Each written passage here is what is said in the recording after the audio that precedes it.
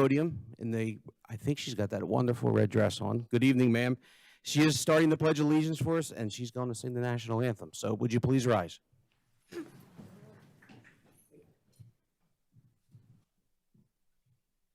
I pledge allegiance to the flag of the United States of America and to the republic for which it stands, one nation, under God, indivisible, with liberty and justice for all.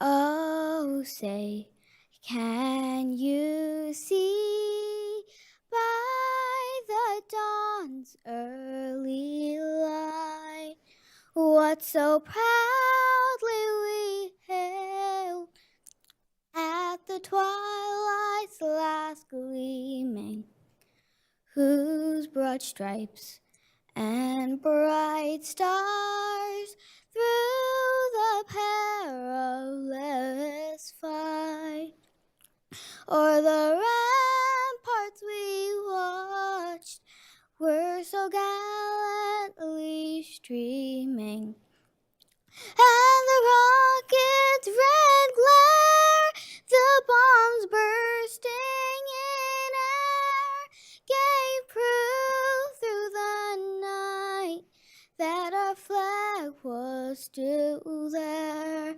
Oh, say does that star-spangled banner yet wave o'er the land of the free and the home of the brave?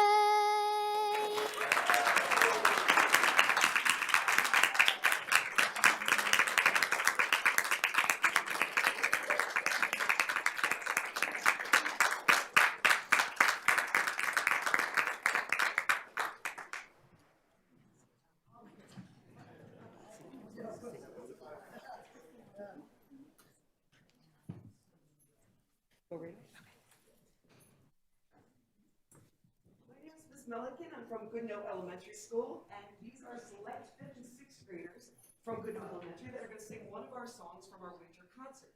The song is called Better Bundle Up, and ironically, on the night of our concert, it was a balmy 60 degrees.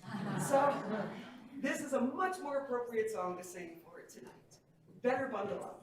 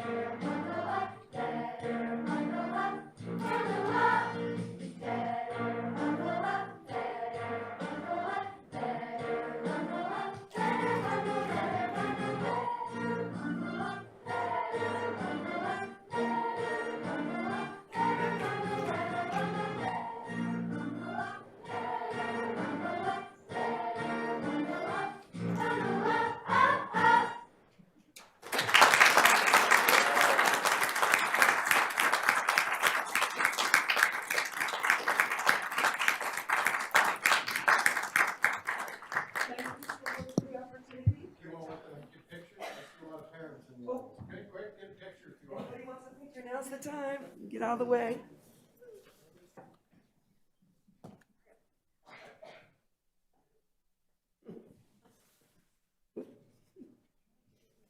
Good. All right. Thank you so much, everybody.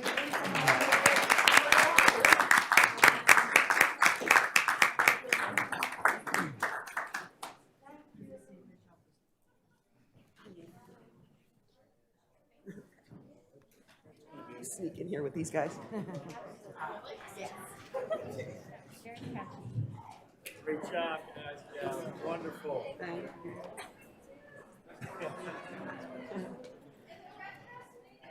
No.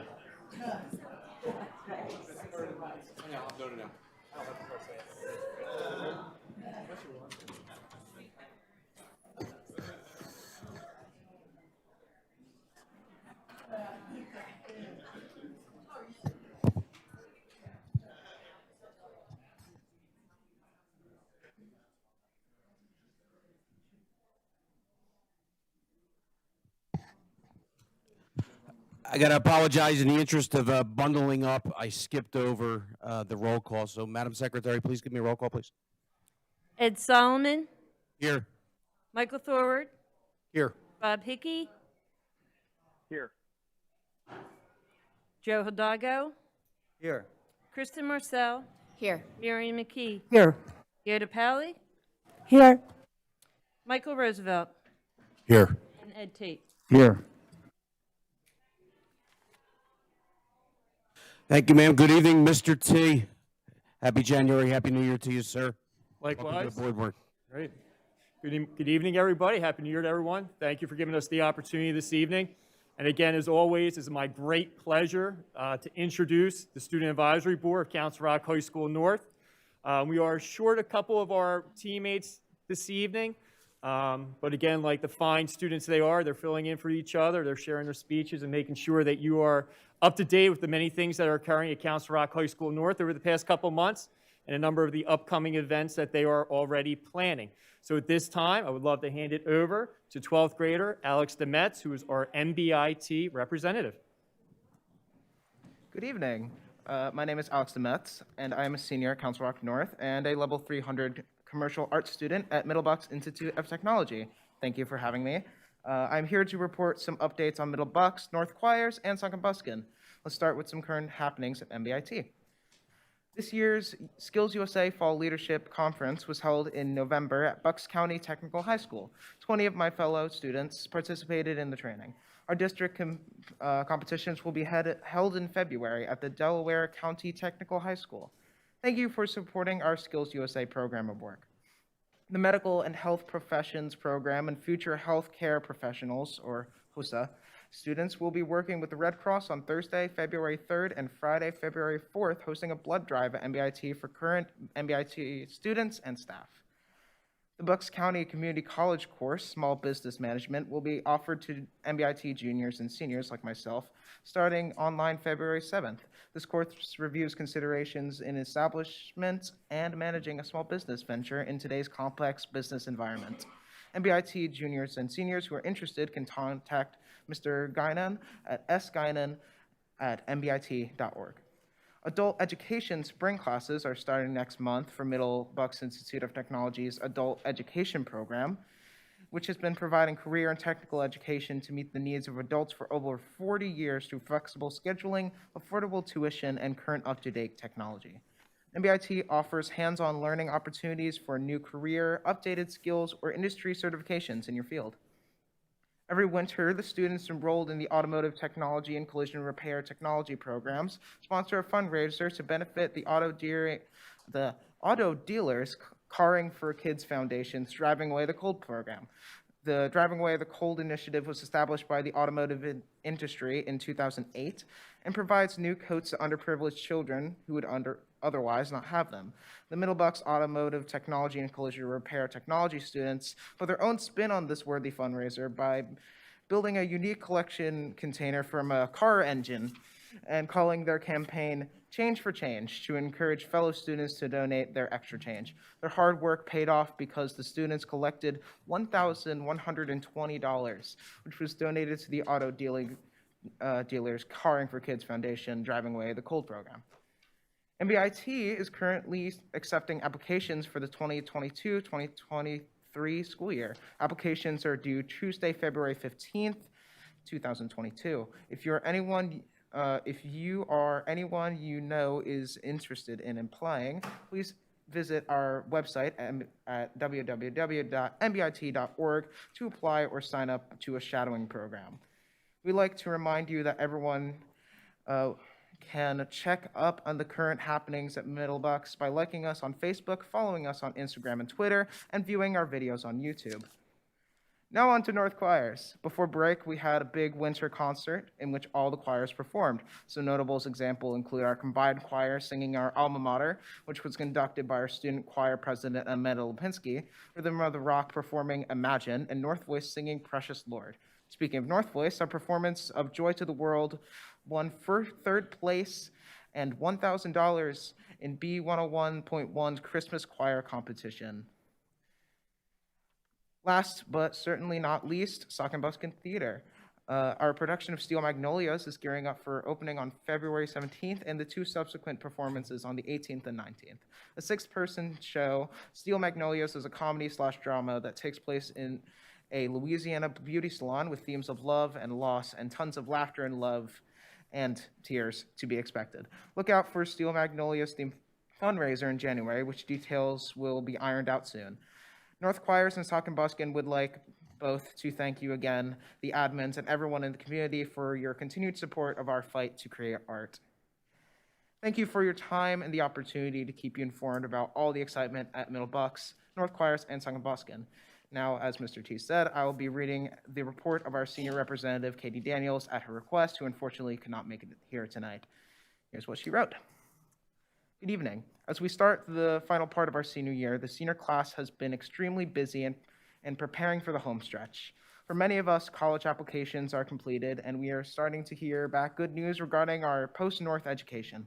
Our STUGO officers have begun our January coat drives, and we've asked all members of the Council Rock community to donate used cold weather gear so that those in need might have a coat of their own. Besides this drive, the senior class officers have been busy preparing for prom and Disney in a few months. Though these events seem to be a ways away, we are all excited to soak up the next few months of school, as we know it will be June before we realize. SEB has also had an incredibly eventful season and is looking towards some of our busiest events of the year. We just finished in mid-December our holiday project fundraiser that served underprivileged children in Bristol. We raised over $4,000 to provide approximately 50 young children with new clothes and toys during the holiday season. Thank you to everyone in the CRSD community who helped make this event so successful. After wrapping up the holiday project, SEB is now fully focused on the talent show titled Rock on Demand 10 years later. We are currently working to find hosts for the show, but we'll soon move on to previewing acts for this annual showcase. We have many more exciting events coming up in the following months, but for right now, SEB is trying to make this our best talent show yet. I wish you all a happy new year, and thank you for your time.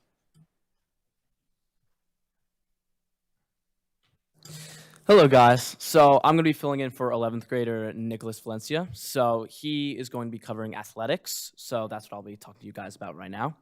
The boys basketball team, with a very impressive record, is 7-2, tied for the first place in the SOL Patriot Division. The players were very committed in the offseason, and their hard work has paid off early in this season. And we are very lucky to have a great group of upperclassmen who have been welcoming to our newcomers. They're positive role models for our less experienced players and for the young players in the community.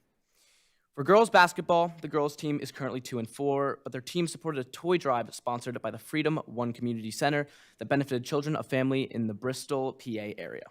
The team purchased and distributed more than 35 toys in time for the holidays. For boys swim and dive, the Council Rock North boys swim team has a 2-2 record thus far in the season. However, by the end of December, the boys have a total of 85 personal best swims this year. This strong momentum has them in a good place as they enter divisional meets tomorrow versus Pennsbury. For girls swim and dive, the girls swimming and diving team is also 2-2 and are looking forward to their meet tomorrow against Pennsbury. The girls are improving rapidly and looking forward to a strong end to their season. For indoor track, we have had 3 meets so far and have done very well. The 4x8 boys team has made the meet of champs, as well as Claire Fenstel for 3,000 meters and Julia LaPlante in pole vault and Nicole Eden in the 200 meter. For cheer, the cheer team has become the SOL champions this weekend, and they hope to go on and qualify for states. Overall, this year there have been 9 D1 or D2 signings and more to come in the spring. Thank you guys for your time. All right, now for what I will be covering, which is going to be the academics of Council Rock North. So, it has been an eventful past couple months to say the least, but I'm glad to report all is well for the 10th grade class, which is the class that I represent, and we are all coming off of a great and well-needed winter break. I'm here to share the academic events for Council Rock North this evening, and there are quite a few. So to get started, on January 10th, Council Rock North is holding a program planning orientation meeting for grades 8 through 11 to get students thinking about their courses for next year. This will give students an opportunity to find what courses may interest them and will help aid especially lower classmen in finding what each student is comfortable with taking and what each subject may entail. Along this idea of course selection, on January 28th through the 10th through the 28th, there's going to be actual student course selection with teacher recommendations. Additionally, elective assemblies will be held on January 13th for the 9th, 10th, and 11th grade students. Now, to the long-awaited announcement, midterms. Midterms are upon us, and as many teachers are preparing to test themselves with material that the students have been learning throughout the year, students are mentally preparing for the exam with tons of studying, reviewing, and nervous breakdowns. The midterms for science, world language, family and consumer science, tech ed, health, and physical education will take place on the 24th of this month. The midterm for social studies, math, and art will take place on the 25th, and the 26th is reserved for English, business, and music. Near the end of January, up until the beginning of March, counselors will meet with all students, grades 9 through 11, to finalize student course selections. As you can see, we clearly have many highly eventful weeks ahead of us, and as the first semester is coming to an end on January 28th, we are happy to see the academic successes of our students thus far in the first half of the year, and hope to see much of the same in the months to come. Thank you guys for listening. Hello and Happy New Year. My name is Leela Nagel, and today I will be telling you about what has been going on with the clubs in Council Rock North. So far this winter, North's clubs have been doing great with the numerous activities they have put on. Our Student Executive Board recently, on December 15th, completed the annual Holiday Project.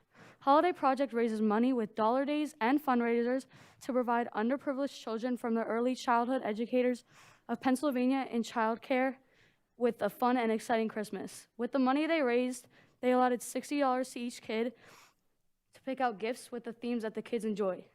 SCB was not the only club to hold fundraisers. Clubs such as Rho Kappa, the Helping Hands Club, and the junior class held different fundraisers of their own.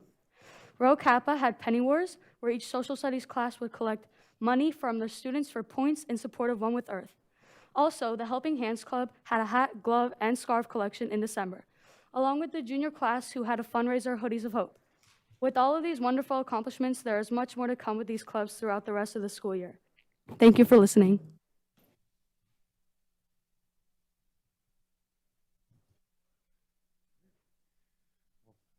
Thank you very much. As you see, the kids have been very busy and working forward with everything that they've been doing so far. And like I said, they have a lot of things coming up that they're excited for, and the planning for next year has already started. So thank you again for your time. We'll see you very soon. Well, it's our absolute pleasure to see you guys. Thank you for coming. Thank you for filling in for your buds, too. Yeah. And on your way home, make sure you check into YouTube because Dr. Elliott may have some good news. All right? All right. That's your last homework assignment.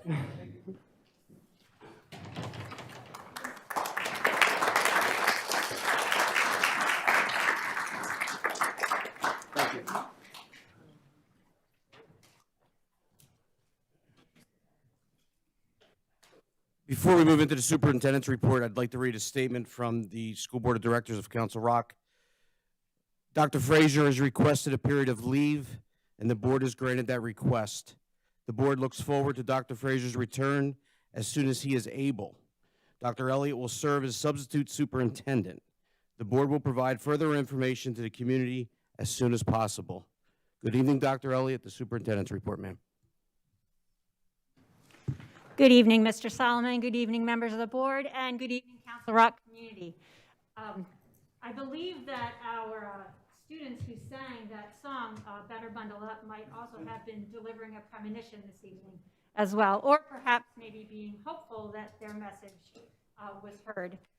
To begin my superintendent's report tonight, I'd like to first, even though she's already left, again, give a nice round of applause for Anya Ray, who, very brave young lady to stand in front of all of you, not only just to sing,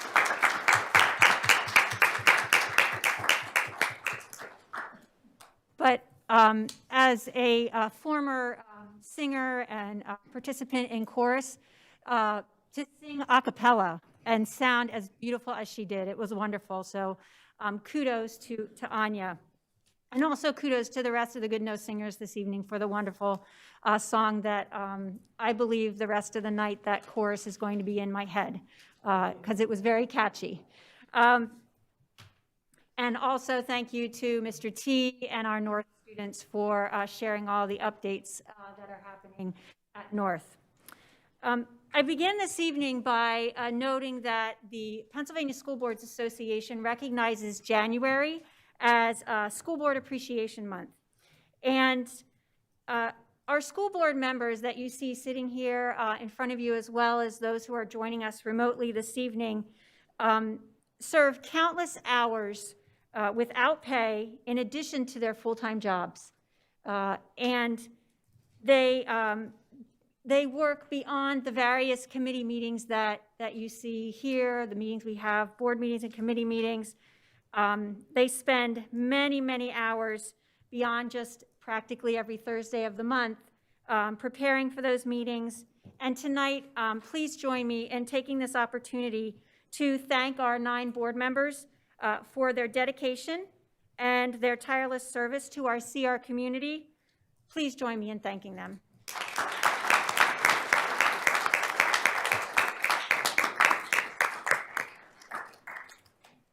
And finally, this evening, I am sure that there were probably some dinner table conversations, family conversations, perhaps text messages or messaging with friends, curious about the impact of the weather on school tomorrow. And I do believe that our Good Nose singers had a great premonition.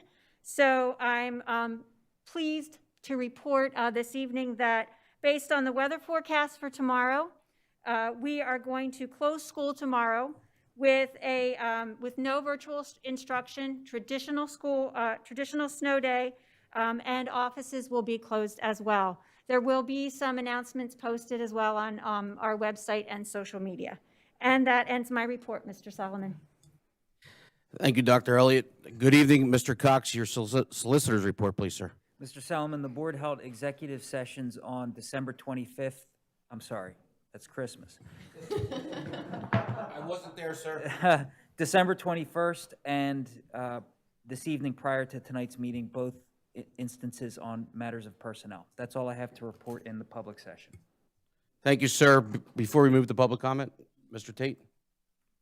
Yeah, thank you, Mr. Solomon. We've gotten hundreds of emails over the past couple of weeks, and there's been a recurring question from a lot of folks that we just wanted to address before public comment, which is a question about whether or not there is a 2-week plan for us to go virtual, or let me restate that, a plan to go virtual for 2 weeks. And when I first saw that appear about 4 or 5 times, I thought, I haven't heard of a plan. I wonder what this is about. So I asked around and I verified there is no such plan. There's never been a plan within the administration. It's never been discussed within the board, anything about 2 weeks virtual. So we've gotten a lot of emails expressing a lot of concern about a 2-week virtual plan. And I asked Mr. Solomon if I couldn't just put that to rest because I understand why parents would be concerned. This board wants our kids, our students to be in the classroom, and we have no plans. We have no 2-week plan for going virtual again. I hope that helps folks.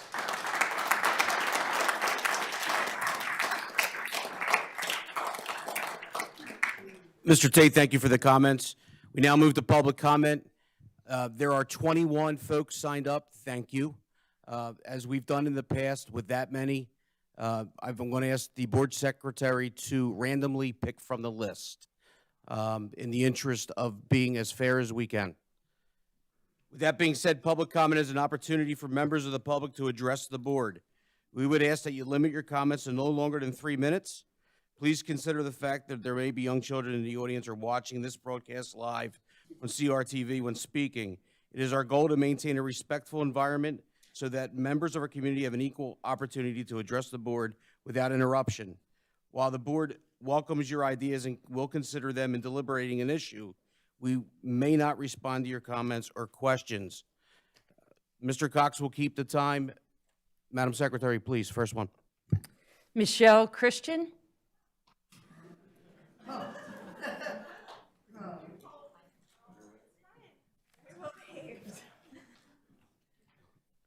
It's like The Price is Right. Good evening. I will take that as a compliment. Come on down. Thank you. So congratulations to everyone on the board. It's really great to see new faces here. It's much needed for our kids, for our community.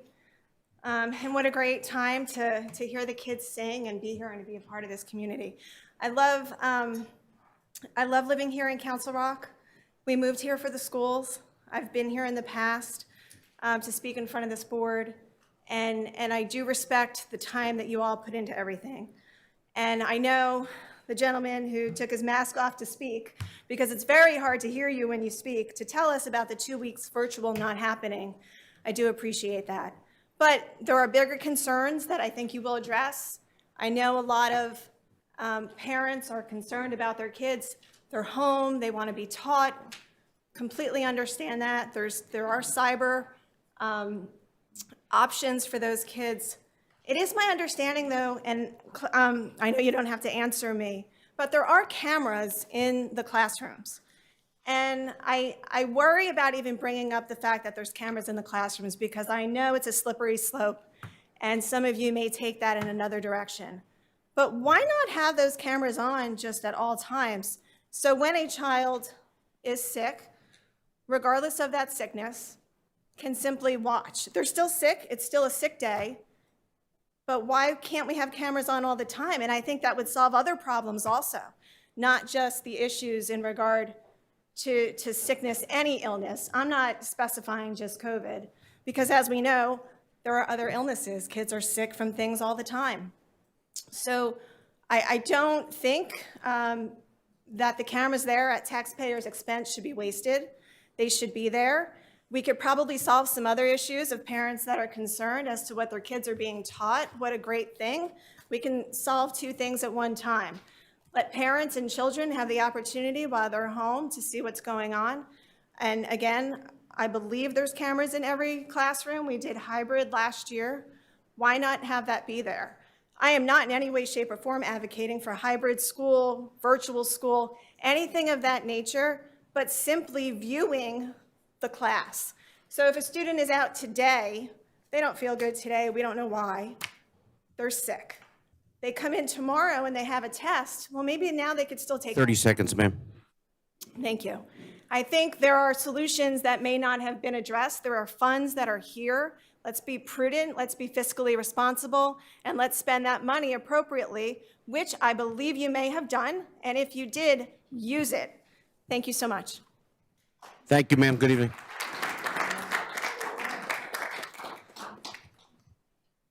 Glenn Wagner. Glenn. Good evening, sir. Good evening. You're on the clock. Thank you very much. Appreciate it. So I think we've all agreed the best sweater award goes to Mr. Hidalgo for the evening. So well done, sir. Well done. My name is Glenn Wagner. As you'd mentioned, I have two children, one in first and the other one in daycare. And before I get started, actually, thank you for your service. I do appreciate everything you do. I know it is not an easy job and it is very thankless. So regardless of where we stand on any issues. So Brown University scientists just found social distancing measures and face masks are causing youth development issues and have dropped up. Their IQs have dropped up to 23% during the COVID pandemic. According to the new study, both of my children are at that critical learning age of learning language, but are not, and I'm honestly starting to see the effects of this as they, can't see their teachers enunciate with having masks on. The virus can survive on masks, and with my 3-year-old daughter specifically, who comes home with a spit-soaked mask daily, I challenge you to dunk a mask in water and then try to breathe through it. It's child abuse, and that's clear and simple. She comes home with rashes and outbreaks on her face, on her skin, on a regular basis, and it's something that's for something that hasn't been medically proven to show a statistical benefit. Let's talk about what's in these masks, having dyes, formaldehyde, and other chemicals. There's no research currently available regarding breathing through such materials, but formaldehyde is a gas that can irritate a person's eyes, nose, throat, and lungs, and can trigger asthma attacks, even in low concentrations. What we do know is that prolonged exposure to formaldehyde can cause cancer. In closing, there are no studies to show concisely that masks do work. To be honest with you, the size of the boxes the masks themselves say does not prevent COVID. It's like smoking a pack of cigarettes a day right now with a skull and bones on the side and saying you won't get cancer. That said, any effort to mandate this would be in opposition of the science. I urge you not to give in to the fear, and that's what this is, and allow to apply your better judgment. I'll close by saying our founding father, Thomas Jefferson, said there is no justification for taking away an individual's freedom in the guise of public safety, and that's what this is right now. Thank you for your time. Thank you, sir.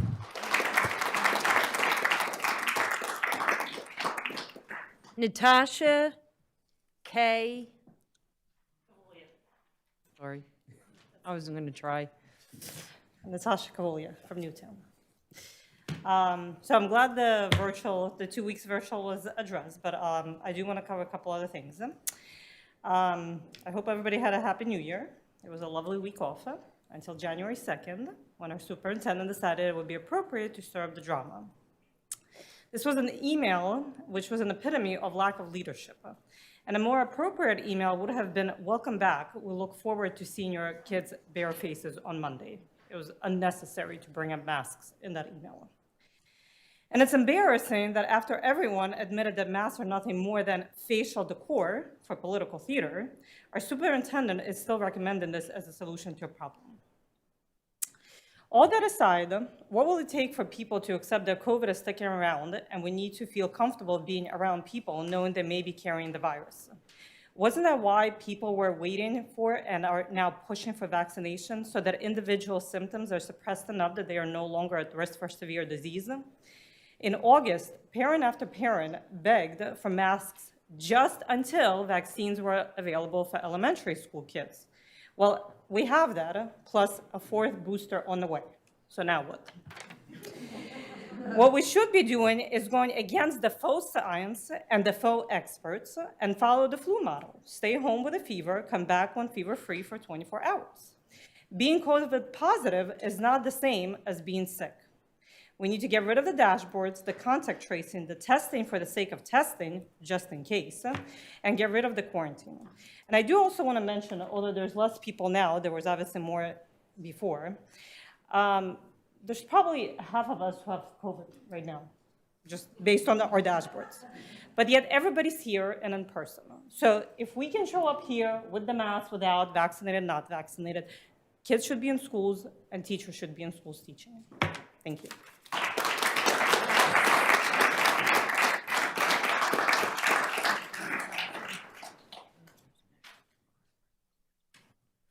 Salvatore Tisena.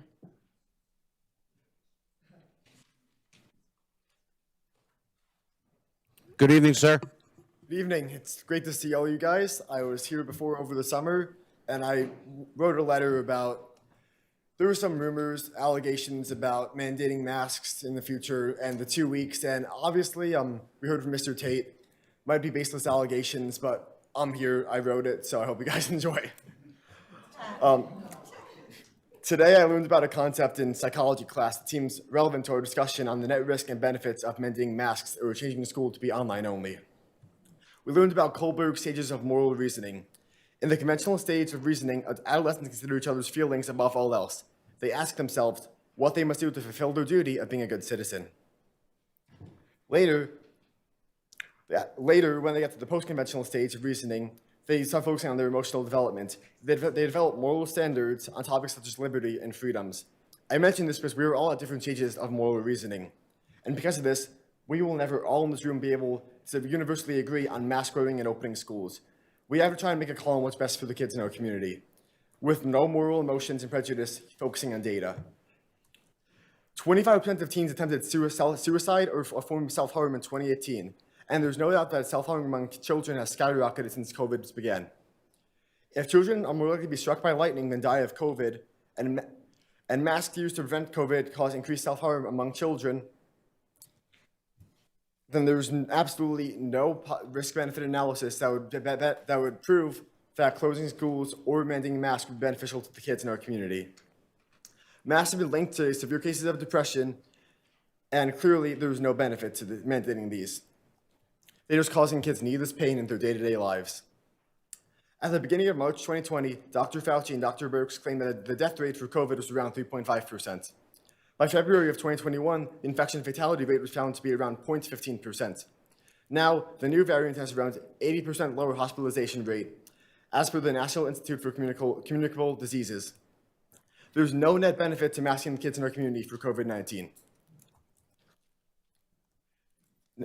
In addition to all of this, the Bucks County districts that mandate masks have had a nearly 30% higher prevalence of cases per capita compared to Bucks districts that don't mandate masks.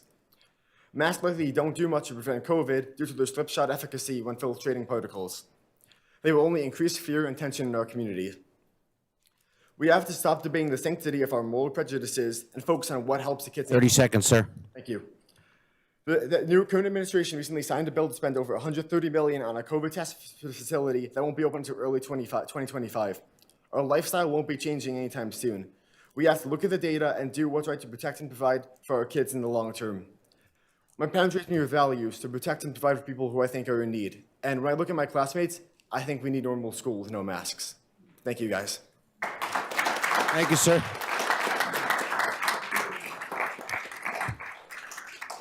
Katie Gannon.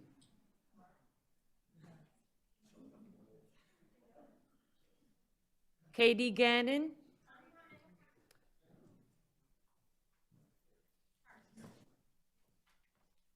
Hello. Good evening. Good evening. Katie Gannon, Northampton Township. I would like to thank you for mentioning the option of everybody, of not going virtual for 2 weeks. I really appreciate that. It was mentioned before about the live stream in the classroom. Sorry, I'm a lot nervous. Live stream in the classroom. And coming as a parent who had 2 children quarantined in the beginning of December, I feel that the fact that you don't want them falling behind would be a great use of technology to have a live stream. However, I would still think it should be an absentee day because I feel like some children, mine included, may take advantage of that. It gives them the advantage to observe the class if they need to. However, I have found out throughout the year with dealing with my daughter having a concussion, missing days, and then through the quarantine, that the teachers are very helpful as long as you communicate. And I've just learned to communicate with them, and they are extremely helpful because they know what's going on too, you know. I do consider the fact that if you do a live stream and just pay attention to that, I do think it should be marked as a day absent, not as an in-school day. And then there shouldn't be any tests conducted that way, obviously, because then there's room for cheating. And that's just the way we don't want them to, take advantage of it. I just want to thank all of you, because I know this is, you guys don't get any of this. It's you get everything. So I just want to thank you. 30 seconds. I'm not. I'm done soon. So I just want to thank you all, and thank you all for all of you've done the past couple years. And I don't know. That's it. Congratulations on all the new members, and congratulations on all the members that got reelected. Thank you. Marie Hildebrandt. I'm sorry, the name again? Please say it again. I'm Sir, sorry. just could you say it again when you get to the mic? My name Good is evening. Brian Cole. Brian Cole. B-R-I-A-N, Cole, C-O-L-E. I had been on the sign-in sheet, but Marie graciously deferred her time to me. All right, don't forget that if you get picked again. I'll defer to Marie. There you go. Good evening. Absolutely. Good evening, everybody. Welcome to the new members, and welcome, Dr. Elliott. Hope you all had a happy holiday season. At the beginning of the school year, most of you collectively decided that masking would be suggested but not mandatory. Back in October, several of us asked you to reconsider your decision for optional masking. When Governor Wolf enforced a mask mandate, you complied but found solace in the asterisk, permitting principals to approve medical exemption requests, which were just letters from parents rather than medical professionals. So as a result, masks were essentially still optional. In October, I acknowledge that you haven't been tasked with making the popular or easy choice, but the responsible choice to help keep our kids safe here in Council Rock.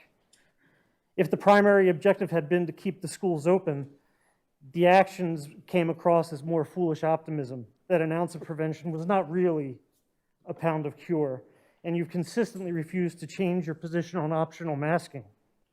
You refused to change your mask guidelines in October when cases were only at 132.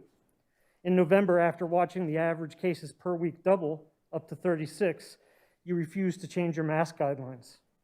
In December, after watching the average cases per week grow over 50, you refused to change your mask guidelines. Presumably, the school board has made the rationalization that these were tolerable numbers, within limits of acceptability for you. In spite of all of this evidence of a worsening trend, you seemingly insisted that optional masking was working. You must be surprised then to learn that the number of cases continued to grow. 64 the week after your meeting, 88 the next week, 121 during Christmas week, and up to 150 during the break. So far this week, Council Rock has 346 reported cases, 346 cases in just 4 days. We're now up to 1,250 cases so far, roughly 1 in every 8 students. How many families does that 1,250 represent? How many siblings, parents, and grandparents? And we still have 22 weeks of school to go. So is there a magic number? How many sick kids would you accept before you can see that your plan is actually not working? Ladies and gentlemen, your plan is not working. As the slope has gotten steeper and steeper, it wasn't working in October, November, or December. Your plan is failing our community and our superintendent. So now what? What are you prepared to do? The toothpaste is out of the tube, so will requiring masking now make enough of a difference at this point? Or is virtual learning, whether it's 2 weeks or on a temporary basis, our best chance 30 to seconds, save sir. the school year? Thank you, sir. What is our best chance to save this school year? Thank you again for your service, and please make the responsible choice. Thank you, sir.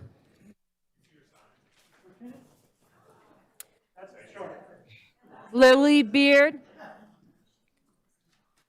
Lily.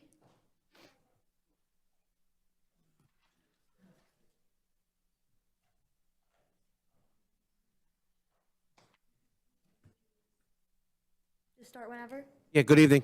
Whenever you're ready, ma'am. Good evening, CRSD School Board. My name is Lily, and I am a freshman at Council Rock High School South.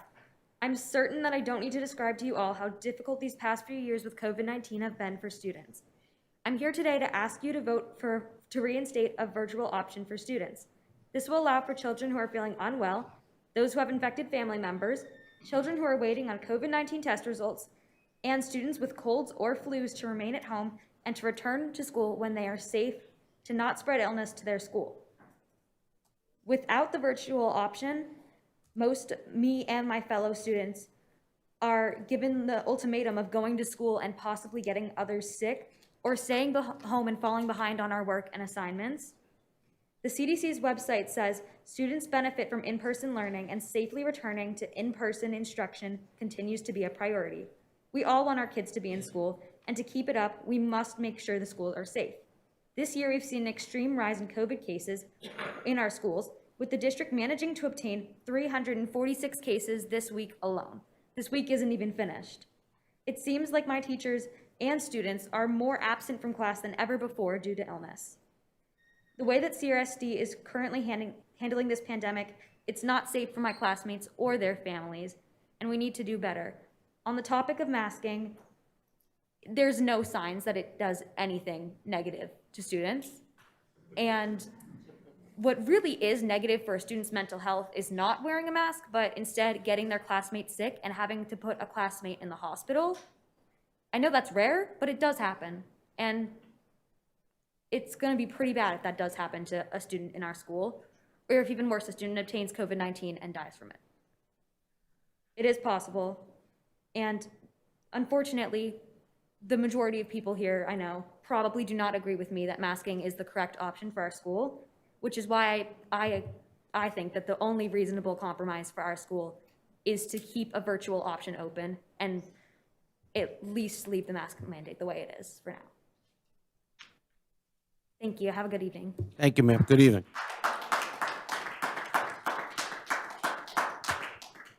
Ryan McNamee. Good evening, sir. Good evening. How you guys doing? First off, congrats to the new members and the previous ones. Congrats. I just want to start off by saying, first off, that if the mask policy, like, if you don't like it, then just mask your kid or wear a mask. I just don't get that one. So good evening, school board members, and congrats to the new members. My name is Ryan McNamee, and I'm currently a 12th grader at Council Rock North. Learning in person is very important to me for a few different reasons. When I'm in school, I'm able to connect with different students that I may not talk to outside of school. Along with building different connections with people, being taught in person makes a huge difference to me. When I'm at home, I often get distracted and, yes, find myself walking away from the computer.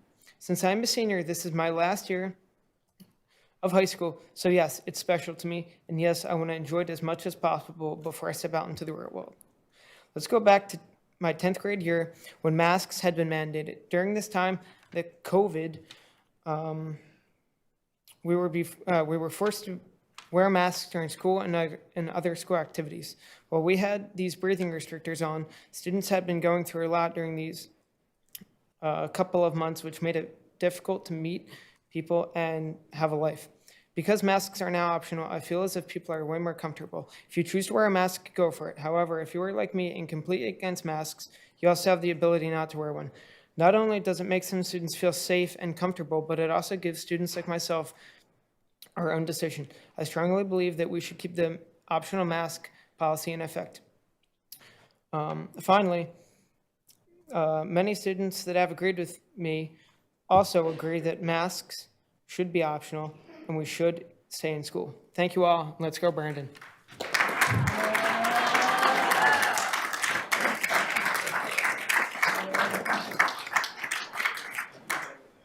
Jack Morgan.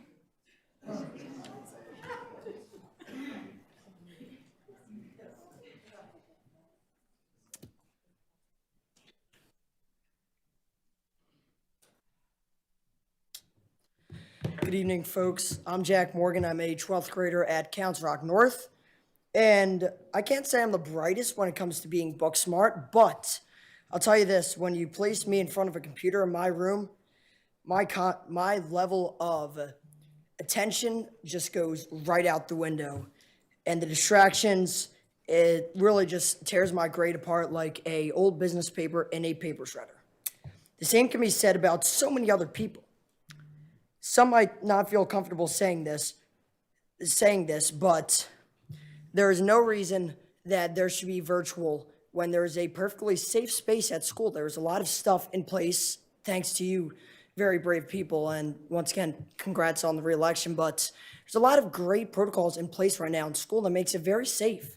And there's no reason to go back and take a step in the wrong direction. And it would really be a broken promise that schools are supposed to provide a safe and a great learning environment for the kids to succeed. Also, I would like to make my stance known if I didn't mention the unfair and panic debate taking place with the masks. Science proves that masks are not as effective as some might say. So to close this out, here's my message to you. Make the right decision to protect the mental health and learning for the kids of the Council Rock community. Some people might want to wear masks or learn online, and that's okay if you want to wear a mask. If you want to learn online, there's options where your teachers can send you the video of the lesson. But please let us make informed decisions that will benefit ourselves. Recommendations are helpful, but mandates can do more damage than they can do good. Thank you, everybody. Thank you, sir. Jennifer E. That's all I can read. Hi, Jennifer.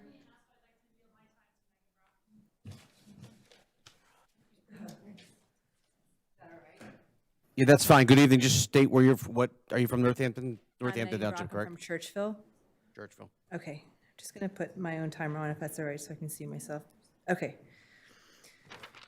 Dear School Board, I'm speaking today about Agenda Item 3B, Section 520.1 of the School Code, which was instituted by the PDE in response to the impact of COVID mitigation in schools. The 520.1 changed the PA School Code, giving districts the option of virtual learning by removing the requirement that schools provide the traditional 180 days of in-person instruction. Now, virtual learning, which is defined as any learning done outside of brick-and-mortar school buildings, is counted towards the 180 days without prejudice or limit. Several local districts, including Morrisville and Philadelphia, are currently utilizing virtual learning. As it was already addressed, Dr. Frazier apparently hinted at this on his email on Sunday that Council Rock might be headed towards this. It was great to hear that that's not true. The gross inadequacies of virtual learning, coupled with the mental health crisis children are facing due to quote Jan Crawford, a CBS reporter, quote, the crushing impact that our COVID policies have had on young kids and children. I think it's time for the board to eliminate the 520.1, which would eliminate the option to carelessly switch to virtual school and assure that children are getting the in-person education they need and they deserve. In Sunday's email, Dr. Frazier said he wasn't sure if Council Rock could continue in-person learning due to staffing concerns. Interestingly, I went back and listened to the December 3rd, 2020 board meeting, and he was saying almost exactly the same thing. I'd like to read part of a text message I received through a right to know request to kind of demonstrate why I think the 520 needs to go. This is from the Council Rock Education Association president, I believe it was David Deal, it's the teachers union, on December 2nd, 2020 at 9:58 p.m. to Superintendent Dr. Frazier. Sorry to text so late. This is getting ugly. There may be a staff protest at the board meeting tomorrow. I'm trying to mitigate, but people are scared of 5-day and pissed that CR is moving in the opposite direction of everyone else. Do you have any hopeful news I can share? Superintendent to the CREA president, 12/3/2020 at 2:17 a.m. It's 2 a.m. and I'm wide awake over all of this. Please, do whatever you can to get people not to protest. It will not help in the short term or the long term. I'm doing everything possible to stop this from happening. I don't know what's going to happen this evening, but I do know that any gains I've been able to make will absolutely be erased by any form of staff protest. Superintendent to CREA, Teachers Union President, 12/3/2020, 8:41 a.m. As of literally this minute, I think I have 12/14 off the table with the majority, and I think I have secondary not happening until at least 2/1, February 1st, subject to change, as you know. 30 seconds. CRE President to Superintendent, 12/3/2020, 9:53 a.m. Whew, thank you. I'm going to end by saying, finishing this quote from the CBS reporter. We have the Surgeon General saying there's a mental health crisis among our kids. The risk of suicide attempts among girls is now up 51%. Black kids nearly are twice as likely as white kids to die by suicide. School closures, lockdowns, cancellation of sports, tremendous negative impact on kids, and it's been an afterthought. We need to get rid of the virtual learning. Kids need to be in school. And I don't know if we can trust Dr. Frazier to have a clear mind to do that. That's your time, ma'am. Thank you.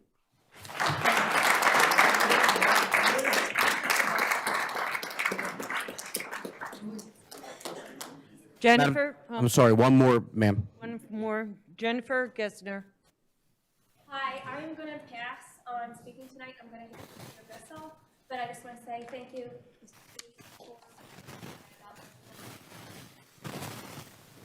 Good evening, sir. Just ask you to state your name and the township you're from, please. My name's Joe Bissell. I'm from Upper Makefield Township. I got two girls in a senior and junior in Council Rock North. So I came, you know, for those of you who are new, I came and was railing over the summer about, you know, some of the policies. And, you know, I want to start off by saying, you know, I came from Pennsbury, and it was a fight. I came in here, the school district, ready to fight with all the people over my daughter has special needs. And since day one, this school has been great for her. Every teacher that we dealt with and the aides and stuff like that, specifically Patty Eichert, as sorry, has really like advocated for my kid like I would, and I wasn't used to that. So I wanted to thank you. You know, my other daughter, her teacher, Mrs. Woodward, got that. She was a finalist for some things, and you know, I can't say how wonderful it is to be out of that school district and here. Okay, now it's not perfect. I know no school district is, and you know, I was very concerned again about the email that came from Dr. Frazier.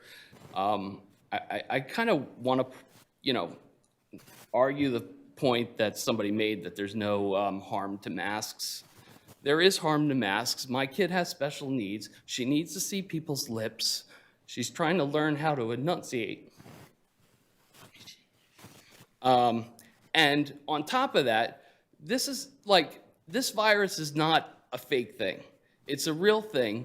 And when you tell people that masks work and they put on masks and they think it's going to work and it doesn't, it's like giving somebody a parachute with no chute and telling them to jump out of a plane.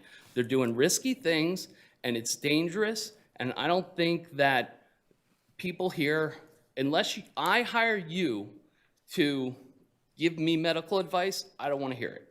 Okay? I don't want to hear it from 30 anybody, seconds, sir. you know, and anyway, you know, I went to school for data science. I've been watching the numbers. I know that this thing is real, right? This is not political for me. I'm not a Trump supporter. I'm not a Biden supporter. I think they're both war criminals. So it's not like this is, I'm here to, you know, rally for my side or whatever. I only care about the community, my kids, you know, and what's right. And everybody is making rash decisions very quickly. I'm asking you to really pay attention, get the data, make good decisions, and do what's right for people. This thing, the new one is That's 3 minutes, sir. more than three times as you know, infectious. Everybody's going to get it, and there's nothing we're going to do. Let's go on with life.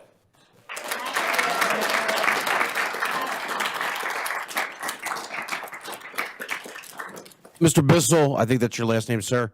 Dr. Lambert oversees our special ed program. Those compliments, please, Dr. Lambert, extend that from that gentleman back to your team that do a wonderful job for those and all of our kids. Thank you, sir.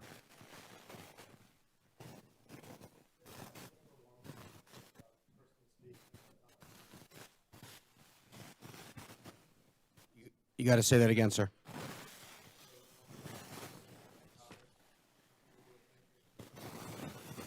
We have a second set of public comment later in the evening, right? From there, we're going to move to letter J. Mrs. Marcel, welcome back to the team. Would you mind reading the letter J, please? Thank you, Mr. Solomon. I move to approve the minutes of the meeting of the Board of School Directors held on December 2nd, 2021. Second. Second, Dr. Thorwart. Any comments from the board? Any objections from the board? Hearing none, I'm going to ask the secretary to record that. Motion passing unanimous. From there, we're going to move into items of discussion, potential revision. Letter A, Health and Safety Plan. Mr. Frederickson, do you have that available, sir? I do.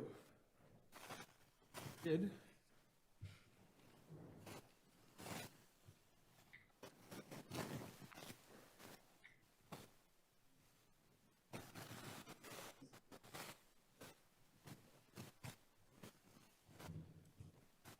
Give me 1 second.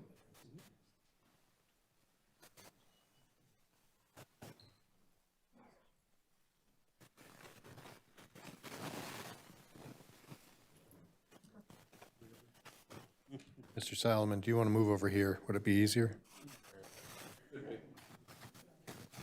We can share a mic, it's okay. All right, board and audience and cabinet, behind us is the current health and safety plan.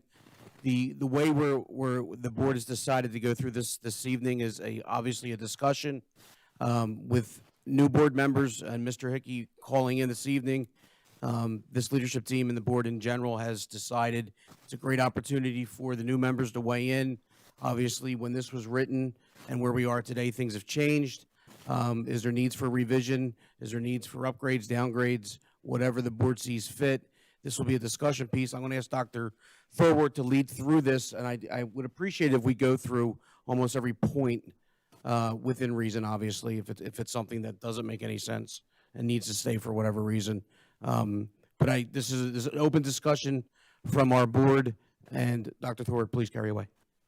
I did this once before, this kind of discussion, and it was for redistricting. So I'm going to be, I guess, I'll chair slightly for a while, but I'm also going to try and be efficient in that we're not going to talk everything to death. When we have consensus on something, I want to make sure everybody can talk. When we have consensus, at some point we have consensus, and we're going to continue. I've spent a lot of time reading this. I will not try and give my comments until the end. However, I will start. There's 3 bullets at the beginning of this document, 1, 2, and 3. How will the LEA as local education authority do things? I don't see much in those that needs to be changed, but I want to open the floor. I think we can do all 3 of those at once. And then I'd like to go bullet by bullet. It goes A, B, C, and D. Matt, if you could just bop down a little bit. See, we'll hit these one at a time. We'll get consensus, we'll move on. And any changes we make, I'd like Matt to do real time, so there's no question about what we just did or voted on moving forward. Matt, are you okay with that? I will do my best. Dr. Lambert is also going to be taking notes. Fair. So when I miss things, he'll catch them, hopefully. Yeah. And Dr. Lambert, if he misses something and we can catch it, we'll catch it right away. But yes, please. So with that, and starting at the top with the 3 bullets, well, actually 2 bullets, does anyone have any comments or anything they want to address in points 1 and 2 at the part of this ESSER form? This is a government form. We have to use it.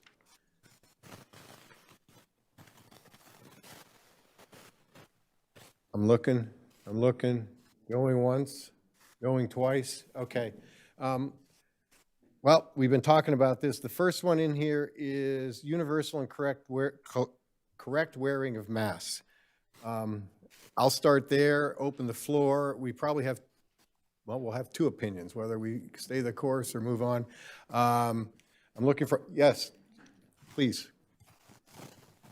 Before we jump into A, when I was discussing this earlier with Mr. Roosevelt, I was saying that it might make sense for us, after we're done going through the letters, to go back to the top, just to make sure that we don't have to make revisions based on that. Yep, yep, that's fine. Thank you. Letter A, I think we can get rid of the order because that was ruled unconstitutional.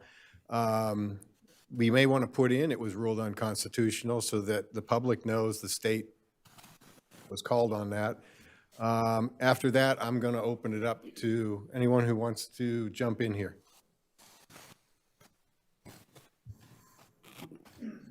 Mr. Tate, you made that noise. I assume that's you, sir. Thanks, Ed. I didn't know. So Thank you, Mr. Solomon. I was giving a lot of thought to the issue of masks over the past few weeks, in part because among those hundreds of emails that I've referred to, there were an awful lot of parents who were advocating for us to reinstate a mask mandate. I would venture to say it was pretty evenly split between those who spoke against a mask mandate and those who spoke in favor of it. And I also reviewed what experts are saying about mask wearing. The CDC, of course, continues and has steadfastly recommended the wearing of masks. And I thought I wanted to look at another source, and a lot of people have been citing the CHOP Policy Lab because it provides excellent data about the pandemic and a lot of really readable and understandable guidance. And I went to the website yesterday, and there was a brand new blog posting from the CHOP Policy Lab. And it provides a lot of good background information, and then well into it, it provides a series of 6 recommendations. And the intro is, we would, from here forward, advise that schools, number 1, continue indoor masking requirements in buildings and at school activities, regardless of vaccination status. Await reductions in case incidents and hospitalizations before introducing mask optional approaches. Please refer to local health department's guidance for timing of mask optional approaches. I think the people have recognized the CHOP Opinion Lab as being an excellent source of information. And lastly, I'll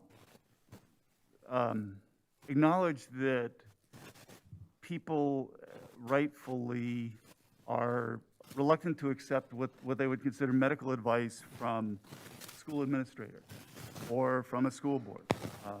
We're not medical experts. So I'm going to share,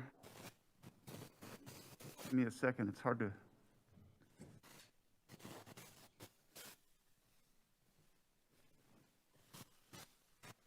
I'm going to share with you some comments that we received in an email from a Council Rock parent who said, my husband and I are physicians at a Bucks County hospital in the ED, ICU, and medical floors. We have tripled our COVID ICU numbers, and daily average admission rates are steadily climbing. We have seen shortages in life-saving oxygen therapies. Mitigation is key here. For the time being, masks are easy and efficient. Physicians who are experts in this know masks work as part of a multi-system approach. Please do not listen to non-expert opinions on this matter. It is negligent. Please.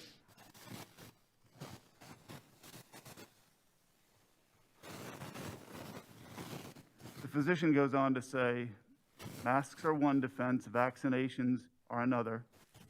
Something important for the board to consider. This is a follow-up note that she sent yesterday. Unfortunately, our hospital is at the highest number of COVID inpatient cases ever. This does not mean higher death rates at this time, but utilization and resources are strained. Community hospitals such as Mainline Health and Jefferson are canceling elective procedures. We have the highest COVID positive percentage in our staff, meaning hospital staff shortages. We have a tight-knit community, and every person matters. Temporary mitigation measures for our school systems, including masking for the month of January, will impact the entire community by reducing COVID exposure and infection. So there's a physician, a medical expert, who's reiterating, and a local person who works in a local hospital who's reiterating what experts are saying. I think the responsible thing for us to do is to reinstate a mask mandate, and I think that would include a medical exemption for anyone who requires it by providing a physician's letter or some other professional authority, just as we require for students who wish to participate in interscholastic activities. I don't think that's too much to ask. Thank you. All right, thank you, Mr. Tate. Would anybody, Mike, and I'll just push the envelope here. Yeah. Other board members that agree with that take that Mr. Tate just said, or a slight variation, we're looking to get a consensus. Ms. Pally, please. Yeah. So I'm a new board member, and I appreciate the opportunity to share my thoughts on this. And I want to thank you all I want to thank you all that spoke tonight, and for the hundreds of emails and messages and calls. I know that this is in our mind, and it's very important for all of us. And I encourage you to keep approaching the board with your thoughts. So I have to tell you, the emails and calls, they were coming from very different perspectives. So I think we have heard pretty much every possible opinion on this issue. So we're now 2 years into a pandemic, and this pandemic keeps changing on us. The good news, and I think there is good news for this year, is that the experts say that we're moving into a flu-like model. And when that happens, maybe we're already in that, then we can relax and we can treat COVID like it is a flu. My concern is that right now we're experiencing a big surge in the pandemic, a surge that has overwhelmed our healthcare system. And it can potentially close our schools if we run out of staff and if a lot of the students are not present. So what do we do in order to help us go through that stage? I don't know about you, but I try to follow the guidelines of experts. So I was checking the guidelines from CHOP that came out yesterday, because I know that if my kid is sick, I will trust CHOP doctors to treat my child or everybody's child. And if the unthinkable happens, knock on wood, I know that if we follow their guidelines, at least we know that we did our best to protect our children in our community. So I believe my objective and the objective of the most or everybody on the board is to educate our children and keep them safe and also keep our staff safe. I want to keep the schools open and the kids in schools as much as possible. And the CHOP guidelines that came out yesterday, they actually state that it's very important for that to continue to happen. And if it has not happened, to go back into open schools as soon as possible. So my suggestion is not to cherry pick. Just follow a set of guidelines from experts, because we are not experts. I am not a medical expert. So what I do, I follow the guidelines from medical experts. So follow the guidelines from CHOP, in this case, if the board chooses to do, and then maybe revisit this in a month or like in 2 weeks. And once the surge comes coming down, we can go to the flu-like model. But right now, we cannot afford to do that, because I'm afraid that we'll end up closing schools because a lot of people will get sick unnecessarily. So I know Mr. Tate went through did you go through all the guidelines? I can't remember, but there is like 4 or 5 things, and there's things that, for example, they definitely recommend mandate for masking indoors, but they're not in favor of the group testing. That I know it's something that a lot of people talked about in the emails, where some people were in favor, some people were against. So I think it's a very good set of guidelines, not as strict as the CDC, and we can try to find the middle ground and unite just to keep going for the next 2 weeks or 4 weeks. Thank you. Okay, thank you, Ms. Pally. So at this point, we have two board members that generally feed off of Mr. Tate. Mrs. McKee, was that a high side talk? Good evening, Mrs. McKee. And to you, Mr. Salmon, thank you. Very briefly, I am also supportive of mandating mask wearing for the reasons stated by Mr. Tate and Ms. Pally. We clearly are in a surge right now, and that says to me we need to enforce some mitigation efforts to combat that. I was very happy today to join Dr. Thorwart and Mrs. Marcel and Mr. Tate in a visit to Council Rock South. And I would have to say it did all of us really, did our hearts good to see those children back in school and looking like normal school again. For us to continue to do that, to provide in-person education, then to me, we at least need to put in some mitigation efforts to keep staff and students as safe as possible. And to me, that means masking. Okay, thank you, ma'am. I have, Mr. Hickey, are you on the phone, sir? You may have to unmute yourself. Good evening, Bob. We have 3 current board members that are leaning towards a mask mandate. I would only ask at this point, and I don't want to put you on the spot, I could come back to you, if that's a direction you'd like to go, or obviously if you're ready to voice your opposition, but I don't see anybody on the board at this point that's jumping in and following suit with the 3 board members that previous spoke. So I'm sorry to put you on the spot, Bob. Welcome to the show. No problem. Thanks for having me. I'm just going to make this real simple as it just relates to this item. That is not a direction that I would like to go.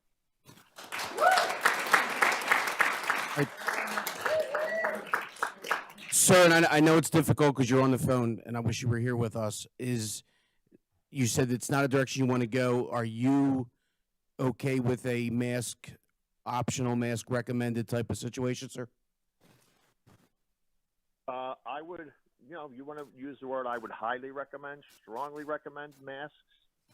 I would be okay with some type of language like that, but I cannot go in a direction of mandating masks for kids in school. Out of all the mitigation efforts that are designed to stop or slow the spread, the mask mandate is probably the least effective, and I'm not in favor of a mandate. Folks, I really appreciate that, but he's on the phone. I really need to hear him. Thank you. Okay, so now it's like we're playing football here. I got 3-1.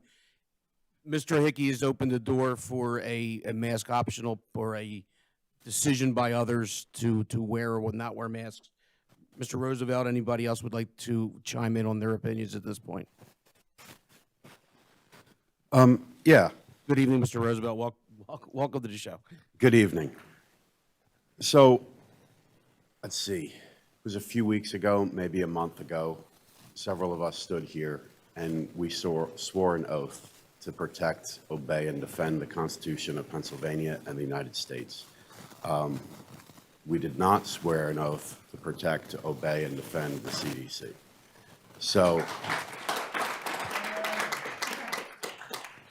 So I agree with Mr. Tate to the extent that we need to look to experts, and that's where we form our recommendations. Ultimately, this is a family choice, and that's what the Constitution of the United States and Pennsylvania recommends, and states freedom of choice. So I guess that means I'm against it, a mandate as well. Thank you, sir. I'll keep working my way around. And Ms. Marceau, you ready? Mr. Hidalgo? Ladies first. Mrs. Marceau. Thank you, Mr. Salomon. I agree with Mr. Roosevelt that it's important to maintain a mask choice type of environment where their parent is able to make that decision. So I think for this section, we should say that Council Rock recommends masks on all Council Rock School District property or participating in district-sponsored events, and that masks will be an individual student parent choice, and that includes staff. Thank you. Joe, are you ready, or you want to, I can keep going? There's not much for me to add to the conversation here. I've stated most of my opinions in the past, and they haven't changed. So I think it's a good thing that we recommend masks, but I would not for any kind of mandate, as I've stated for many reasons previously. So I think we'd be wise to go that route. And that's about all I have on a mask mandate at this point. All right, thank you, sir. Dr. Thorwald, you want to flip a coin? Sure. I mean, I think it's obvious where I've stood on masks for a while. So I did pull up a little earlier data, because I'll follow some data for the Philadelphia area and for the New York City area, which has masks mandates, vaccine mandates, and vaccine passports. And not ironically, but their per capita cases are right in line with ours, perhaps a little higher. Look, if you're going to mandate a mask, a vaccine, and a passport to go eat lunch, and the cases blow up, I don't know that I can ever support anybody doing anything but what they choose to do. So I'm fine with the mask mandate. And I'll end it with being as consistent as I've been since July of when this started. I lived through bend the curve, sit through the curve, run around the curve. I've waited till vaccines because it's not ready yet.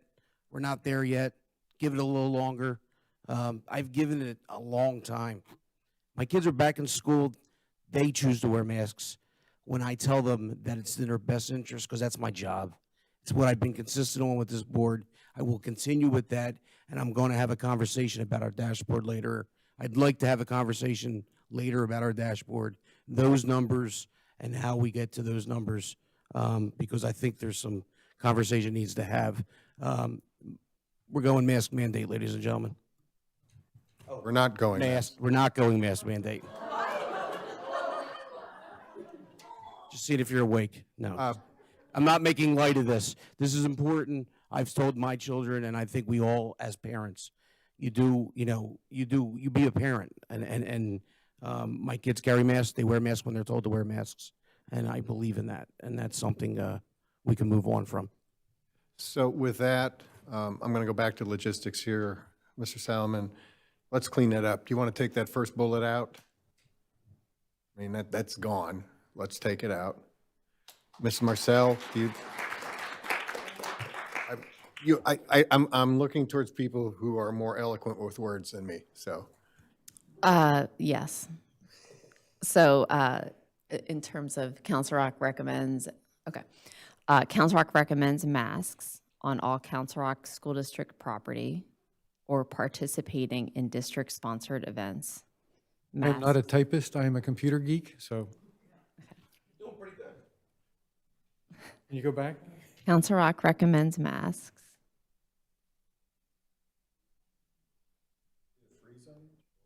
No, I'm there. Sorry.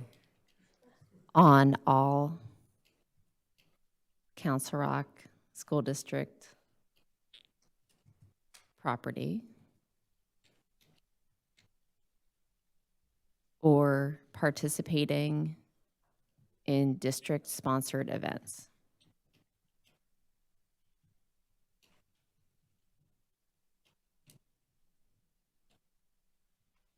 Masks will be an individual. Oh, sorry.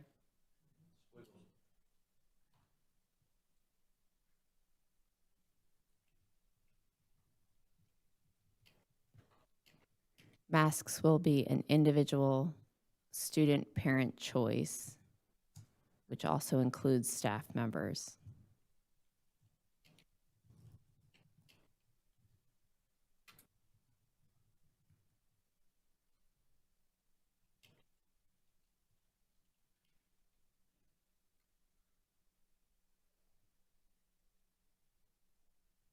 Do you have more? The only other thing, if we want to mention the masking order being struck down by the Supreme Court, but I don't think we need it. I'm not sure we need it. It just, I wanted to put it in here just so that, it's entirely up to the board. I don't care. I mean, Should I remove the other two paragraphs then? I think those two paragraphs.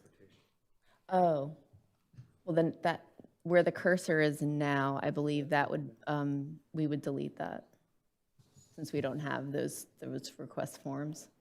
Well, you will for the CDC piece. Oh, thank you. My suggestion, Mr. Frederickson, is you just merge those first two bullets. Or put the second bullet below the third.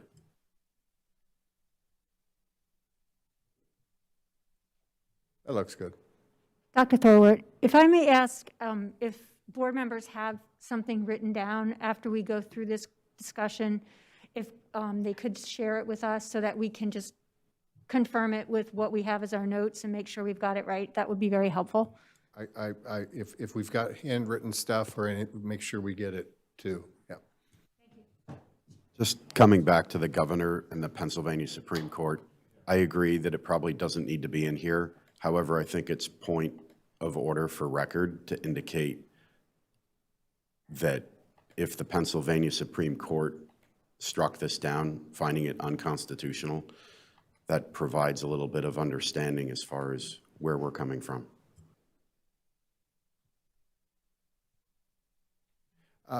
I'll defer to our solicitor. Do we need it or not? Does it add clarity? It's within the board's discretion. It does not need to be in here. If it does end up in the document, the only thing I would suggest is that that the board not refer to it as being struck down as unconstitutional. There were esoteric reasons other than its constitutionality that it was fair. That was the basis for the Commonwealth Court's decision and then the Supreme Court's affirmation of that. My inclination would be to leave it out, but that's a board call. It's certainly not of any force or effect at this point. Okay. We can all agree on that. Yeah, okay. Agreed. Okay. That moves us, if we're finished with letter A, to number B, letter B. And I just recommend that you clean up the CDC piece, please. I'm sorry, go ahead. And the reason for that is because that language is from when the mandate was in effect. That piece could simply say, Mr. Frederickson, if you go down. You could delete from if, as, and when to but. And just have it state, the CDC transportation order remains in effect. The district will continue to require face coverings on district transportation, subject to the exception process already in place. Thank you, sir. Again, the board can tweak that as it feels necessary, but that's the gist of I the think CDC order. I think that gets the point across. Okay, now to letter B.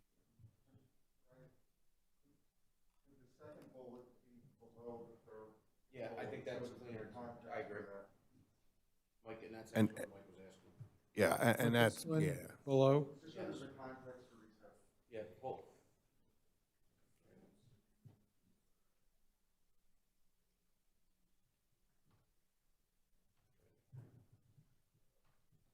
Mr. Frederickson, that's a little clunky to work with. I've tried. So. Good job. In fact, can you merge those second two bullets, right? So that it's clear the exception process applies to the CDC order. Please. Dr. Lambert, is that? Okay, so now we'll go to number B. Letter B, number B, whatever you want to call it. This is about physical distancing, which has to be in here for the government form we're filling out. I'm just preambling for the public, and I will open the table for, I'm sorry. Thank you, Dr. Thorwart. I would like to propose that we remove assigned seating for elementary during lunch and on buses. Before, Before we remove it, I want to give everybody a chance to talk about that. So I'm going to open the floor. If we want to come back to this, because further down, well, let's take care of it. Yeah. Comments? Sure. Mr. Hidalgo. Thank you, Kristen. So if we're not going to contact trace anymore, then that's why we had assigned seating. Is that correct? They kind of go hand in hand together. And we haven't talked about contact tracing. Talked about it yet. So it's the cart before the horse? Yeah, move down. All We right, can, Joe. and we can talk about that later, but I also know that I feel like back in August or September, I believe that part of the reason why it was only at elementary was because of the fact that the vaccination opportunity was not there yet. And I think that that was something Dr. Frazier had said. So I was thinking about it less as contact tracing and more relating to the vaccination kind of status changing. But I'm happy to also hold this one and then come back, whatever you guys want. Well, I mean, and I'm just teasing you, Mr. Hidalgo, but he opened the can. Let's move down one and we'll take care of it. I mean, in the right order. That's fine. Matt, can you go down to, keep going. There it is, letter E. All right, I'll open the floor for letter E, which has to do with contact tracing, quarantine, and isolation. And I hate to use the word isolation with children, but there it is. So open the floor. Oh, and I will note that the CDC has dropped their quarantine time from 7 days to 5. So now I'll open the floor. I think at the very least, that's got to be put in right away. So it's clean as we're going through it. Yeah, so I think it's very important not to cherry pick the guidelines. So, and keep in mind the guidelines are mitigation measures. They cannot totally prevent something, especially something that is so contagious. So we are trying to gain time so we don't all get sick at the same time. So if the CDC changes to 5 days, they have a good scientific reason to do that, and we should follow that. But we should also follow the next guideline that says if you're exposed, you need to wear a mask. Or if you go back to school after the 5 days, you should probably wear a mask for 5 days. So we cannot cherry pick the guidelines. Again, hopefully within 4 to 6 weeks, we'll be at the flu-like model, so we don't have to worry about any of this. But the question is, what do we do now so we don't all get sick at the same time? Because most likely, we will all gonna get it, or most of us will get it. It's so contagious. So it's not a show, political show here. This is how to take care of business so we keep our schools open for the next 4 to 6 weeks.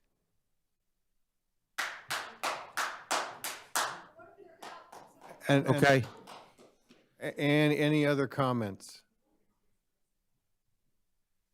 No other comments. No other comments? Well, then we need to know. All right, I think CDC, can you hear me okay? My mic is, I'm pushing the button and there's green light, so. The CDC says 5 days. I didn't see any disagreement amongst us for that on here. I will state, since no one chimed in, if it was up to me, we'd go to the flu model today, but I don't know that that does the community any good because it might tear them in half. So the CDC says 5 days. That's what we had in here. Do I hear any objection to that half? And we're gonna get back to the mask part in a minute. Is anybody disagreeing with the 5 days? Okay. Now I need to know. Dr. Thorwald, just a point of clarification. Language currently says at least 7 days. Are you suggesting it say at least 5 days or simply 5 days? I think it should be 5 days. If a parent wants to keep their child out longer than that, I don't know that we'd argue with them.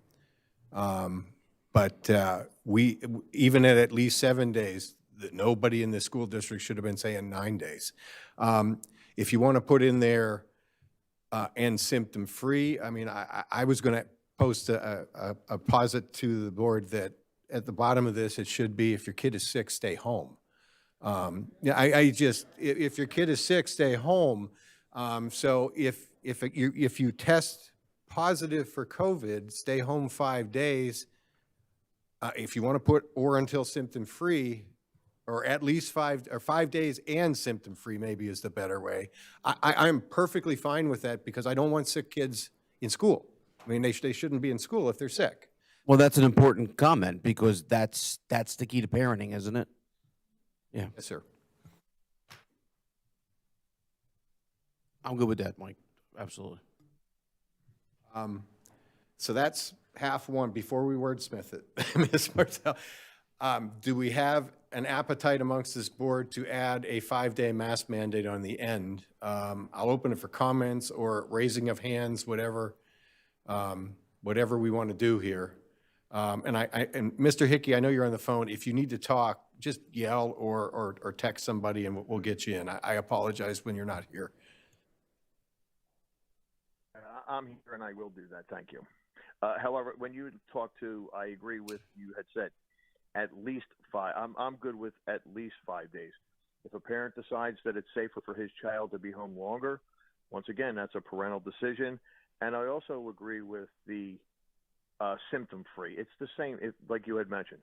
If you're sick, please stay home. If you think you're sick, err on the side of caution, and please stay home.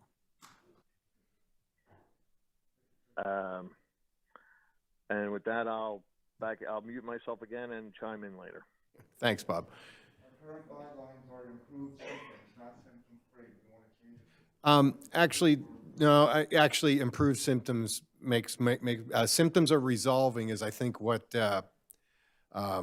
way back Dr. Damsker put in. Symptoms are resolving, but that was not fever. If we want them fever-free when they come in, correct? Correct. Currently, symptoms are improving and without fever, without medication for 24 hours. Yes, sir. I think that's a realistic thing. I know people who are going to be coughing from COVID for several weeks, and that doesn't mean they're sick anymore, and we can't keep kids out of school for several weeks for a cough. Yeah, Dr. Lambert, you're 100% right. So, and then to distinguish between asymptomatic versus symptomatic and the 5 days starting on the beginning of the symptoms, like I think that's the guidance, or if it's asymptomatic from the date of the test. it says symptoms or the date of the test. Whichever is earlier.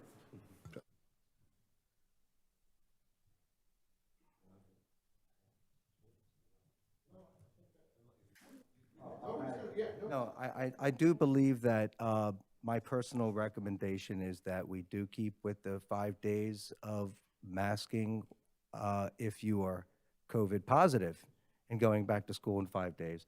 Again, I'm going to tell you now, it's going to be a little switcheroo with the CDC, and we're all going to be having a fun time when they switch their recommendations again. But this is very interesting that if you're going to get a 10-day quarantine, you're trying to do that. That's kind of something I can't get past, of having kids back in school 5 days after onset of symptoms without requiring a mask, and that's kind of where they get you. But that's kind of what I'm open to talking about, and I think you're positive for COVID. It's a different case than just forcing kids to make. I'd say you could stay home. We'll try to help you, All right, so sir, please. Please, thank you. Thank you, Mike. Thank you, Joe. I appreciate your endorsement of I think the 5-day mask wearing requirement for one who was tested positive. I think that's reasonable, and thank you, Ms. Pally, for identifying that.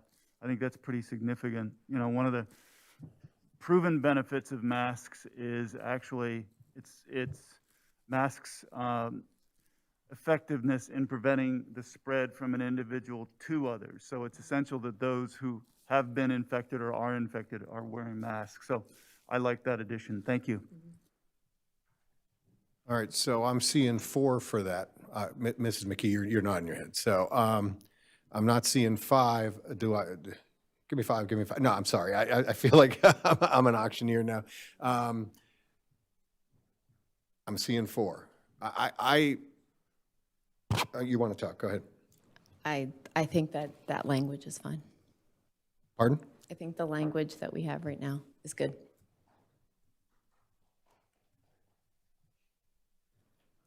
Dr. Thorwood, I do have a question that is like another topic, so I just want to make sure that if other folks want to talk, that they're given an opportunity to. Like on this particular line of the section we're in.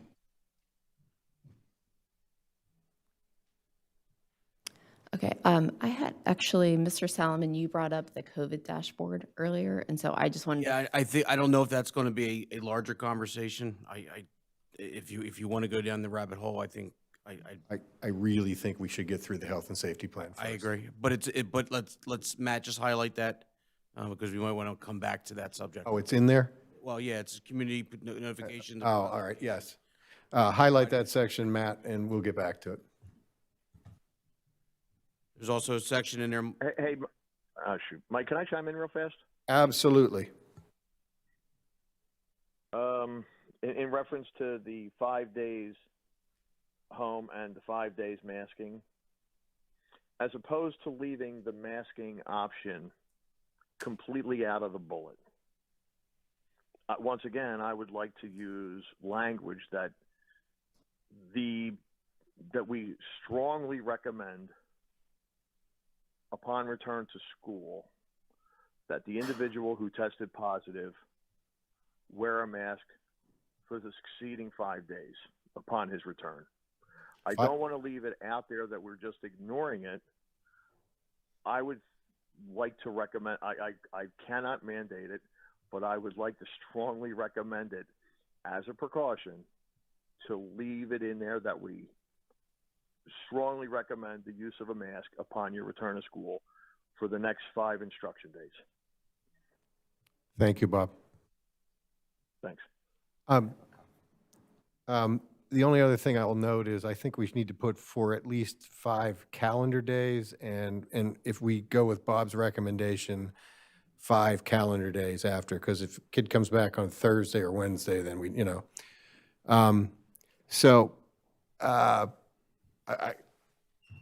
it's not perfect, but that's what Mr. Hickey proposed is also not bad either. So. No, so I'll just jump in there.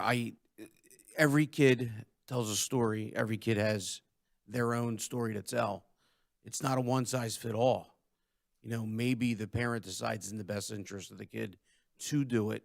Maybe there's something there that the kid can't do it. Then I would err that the parent obviously keeps the child home. But this is where black and white rules don't fit our kids because we have 10,000 kids to tell a different story. I need parents to be parents. It goes back to that. I can live with Bob's recommendation that we recommend. That's fine with me. Well, maybe we can just have the exemption for that case then, have something. Create the exemption again that we have for masks. I'm just telling you. I understand what you're saying. I can't support that. All right, well, that's fine, but I'm going to say it's a 10-day quarantine. And the second half of that quarantine is a modified quarantining. We were okay with modified quarantining at one point in the beginning. That's what we were hoping for. So I'm just going to stick with that for now. And I don't want to mandate masks, but if you're test positive with COVID, 5 days later, you still may be positive for COVID, as we know. So. Understood. Okay, so you want to stick with requiring a mask? Exceptions, do we have? I think Bob started out with a strong recommendation for 5 days. Yes. And I believe we've got at least 5 calendar days out. So this comes back to what you were saying, Mr. Solomon, that this is a parent choice and a family, and this gives a lot of option for a child that may have difficulty to have his parents or her parents help them out in this capacity. So we're talking about a strong recommendation, not a requirement. so there's no need for an exception. We're talking about at least 5 calendar days at home, which could be extended based upon the circumstances. And we're talking about a strong recommendation upon return to wear a mask, not a requirement to do so. I think that's what we were at, right? So definitely a recommendation is better than nothing, but it's a parent cannot decide if the child is infectious after the 5 days. So that's why CHOP said, go back to school, interact with your peers, just keep the mask on for an extra 5 days. It's not the parental decision in that front, is you're either contagious or you're not, and you tested positive. So I think it should be at that point a mandate to wear a mask at the school. Right, and nothing we said stops that, right? Well, we just aren't mandating is what you said. Yeah. You, Ms. Polly wants a mandate. I'm seeing heads shaking over there for a mandate. Yeah, I'm okay with an exception. okay. 1, 2, 3, 4. Mr. Hickey, you said you wanted a strong recommendation. Will you pivot to a mandate, or are you good? And you don't have to be number 5, Mr. Hickey, but that's going to come back to you. I'm looking at the other board members here, and I'm not seeing. Go ahead. I am fine with a strong recommendation. Mr. Solomon? I think I was clear, wasn't I? I was strong recommendation. Okay, Yeah, the word recommendation's fine. I don't need strong, anything in front of it. Okay. So, Matt, it looks like we have 5 for a strong recommendation. You can put strongly in there. It's okay. While Matt's doing that part, and we will spot check him, but we can, is there more in this we want to change? I'm going to ask the board. Yeah, we're going to have to do the, We're going to have to take that first one off because we're still doing a mandate. The first bullet, we're still doing a mandate. Everybody's phone's ringing for the snow day too, by the way. We either have to take the first one off or sunset this. My inclination is to just take the first one off for now, but if someone would be interested in sunsetting, we could. Are you talking about this one, Mike? Yes, The use strategies, you want this gone? because that's talking about a flu model. And I really want to go there, but I don't see this board going there right now. But I'll. Are we able to just leave it? I mean, that was there previously. Rob, can we leave that, or does that make it kind of weird? Dr. Lambert would know this better than I, but I think that's referring to like an in-school case, like how you treat a child if they, I don't know. I think it's fine to leave in there. It was in there before. Fair enough, fair It enough. was in there before there was any talk of moving to a flu model. Okay, fair enough, okay. Don't we want to indicate somewhere in here that the county currently contract tracing? Or if they We're stop? getting to that. We're getting to that one, yeah. That's the bullet underneath that we haven't hit yet. Dr. Thorwart? Oh, sorry, yes. Okay, back to the, what we just added with the 5 days. Do you want that to be 5 calendar days as it is earlier in that same bullet? Okay. Weekends count when it comes to infectious disease, so I don't want kids that think they have to miss 5 school days if they can wrap a weekend in there. Sure, I just wanted, since we had calendar days earlier in that same section, I wanted to make sure Yes, if you fair, wanted to be fair. consistent, we were. I think, fair, yeah. All right, Matt, if you're done there, we can go down to the next bullet in there because this is the one we started talking about. This is contact tracing. I'm going to open it to the floor, but first I'm going to note that the county doesn't do it anymore either. So with that, I'll open it to the floor for comments. I was just going to amend it. If the county's not doing it, I'm not sure we should be paying our staff and requiring them to do it as well. This is something that probably the parent should report to the school and report to the county, and that's it.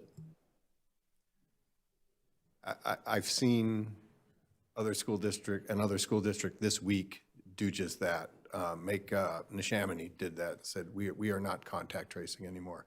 Dr. Lambert, that frees up a couple of your people to do other things, and I need to be clear that there's a distinction in what was said. There's a difference between contact tracing and notifying the Department of Health of a positive case. Two different things. So the Department of Health is not contact tracing. You are required to notify them of positive cases, however.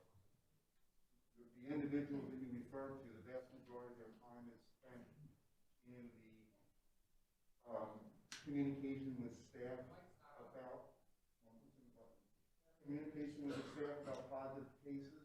Most of the contact tracing work is done by our building. okay, and the staff are fine then. I don't want our building principals to contact trace anymore. That's my opinion. We're going to open it up to the floor. I just wanted to be clear that those are two different processes. And that's why we're doing this. So, This is probably another area where we recommend them contact, but I don't see how we as a school board can require a parent to report something. This is up to them. We can make a recommendation that they contact the county. yeah, we can't require people to do that. I would agree. I don't think we require in here, do we? No. I don't think we do. The school district. When we're notified by a parent of a positive case, we notify the Department of Health. Would you prefer we send them right to the Department of Health? We have, from the Pennsylvania Department of Education, guidance that says school district requirements, notify the Department of Health of positive cases. So my understanding is that's required of us by the Pennsylvania Department of Education to notify the Department of Health. And I would agree with that, and I think if you get a reported case, you should. I'm just saying, should we aim parents somewhere else? I don't know that it matters, and I'm not, Chuck, I'm not, I'm trying to make this logistically possible for you. What I would say, we have a mechanism of doing that reporting that is easier than it will be for families. I think we're helping our families out by us doing that reporting. Fair. Additional comments from the board? Dr. Thorward, just in reference to contact tracing, when we've removed assigned seatings on buses and lunchrooms, we've really eliminated the possibility or likelihood to be able to do that anyway. Yeah, but by doing this, we've eliminated all assigned seatings in middle school, in classrooms, assigned seatings in high school, in classrooms.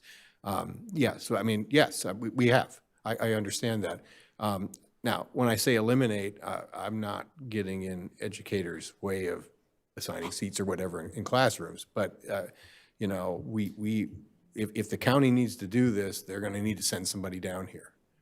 Because, and I look at this as before a needed but unfunded mandate on the school district. So. Oh, yeah. So with the cases going up so much, I think it's physically extremely difficult for the school district to do the contact tracing. But I do believe that we need to know who is positive, and we know the numbers, because I love data, I love information, and I think the teachers deserve to know if they have 10 kids missing from the classroom because the parents decided to keep them home or because they tested positive, so they know what is their exposure. So I will be okay with not doing the contact tracing, but we need to know how many cases we have. And the county should provide that to us. If we don't get it directly, the county would provide it to us. So. Yeah, they should. I mean, whether they do or not, yeah, but. I'm sorry, I'm not sure I understood that. And I'm paraphrasing, you said, the statement was that we would like to know how many positive cases are in classrooms or schools, And I'm not disagreeing with that. But if a parent reports to the county and not us, that kid is just absent until the county tells us, correct? That would be correct, yes. Yeah, okay. I just so we know, because I know they don't issue quarantine letters anymore. So that is on us. Typically, what would happen is most of the time the parent does notify us. If the parent does not notify us and the parent had a lab test, the Department of Health finds out from the lab if it's positive, and they then notify us of the positive. If there were a home test or if it was a home test, we would not know about it. The Department of Health would not know about it. Unless someone told you. Correct. So I think we need to, in that case, also follow the honor code. So if you test positive with a home test, I hope the parent will notify, out of respect, the teacher and people who have been exposed. Anyone else? Can I just ask a quick question? We all came here, whatever side you're on, to listen. And I get people want to be safe, but even, I work at Princeton, and Princeton is the most cautious place on the planet. And they even have a rule that lets people take their masks off while they talk. Everybody that's facing that way, talking with a mask on, nobody can hear what you're saying. Thank you.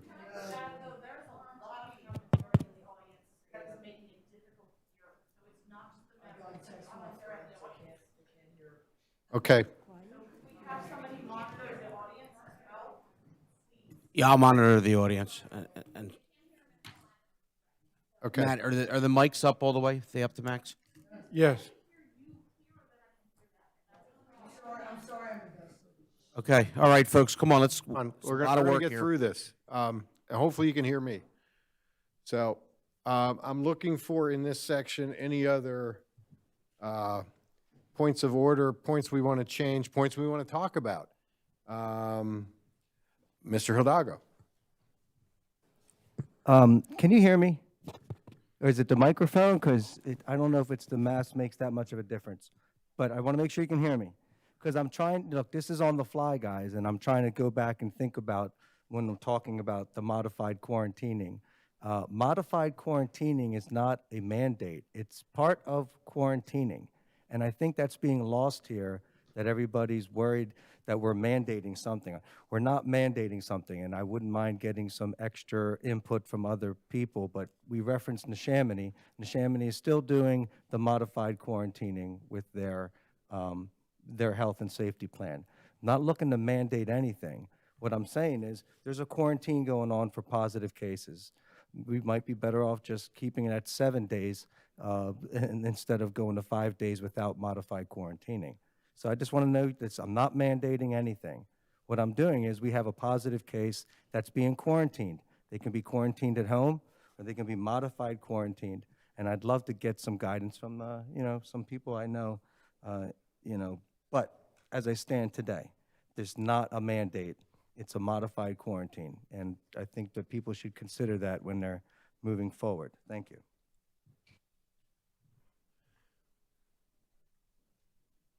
Anything else in this one? I like having, again, symptomatic individuals should remain home. I mean, we can't say it enough. If you're sick, stay home. The last bullet, and I'll defer, and I'll comment to Dr. Elliott, is we have, or is it, no, it's not. I'm sorry, it's not. Keep going, Matt.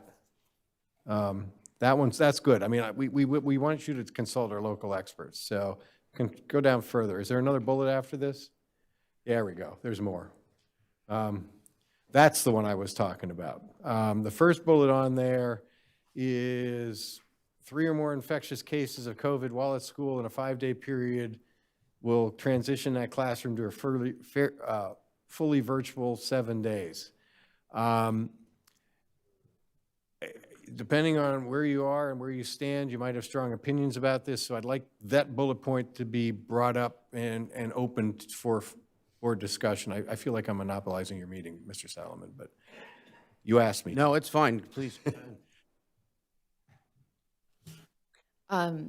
I am in support of removing that bullet. Again, I feel like we talked about that, because I remember that meeting, Dr. Frazier specifically had slides up and asked for, that was one of the items he asked for, as well as the assigned seating, and it was because of the vaccination status at that time. So I think that those other items plus this could be sunsetted because that was really the purpose of them at that point. So I would like to strike that bullet. Well, before you strike anything, I'd like to hear from the rest of the board. I have a question. I want to know if there are standards, I don't know if Dr. Elliott, you know that, from the health department or for the Board of Education about, because I've seen that a lot in the comments from the parents that wrote to us, if there are standards that if your thresholds, that if you reach that number of cases, then you have to either close the school or go virtual. Is that the case? Do you know? I'm going to actually refer to Dr. Lambert, as I think he and/or Dr. Sanko might have a little bit more information.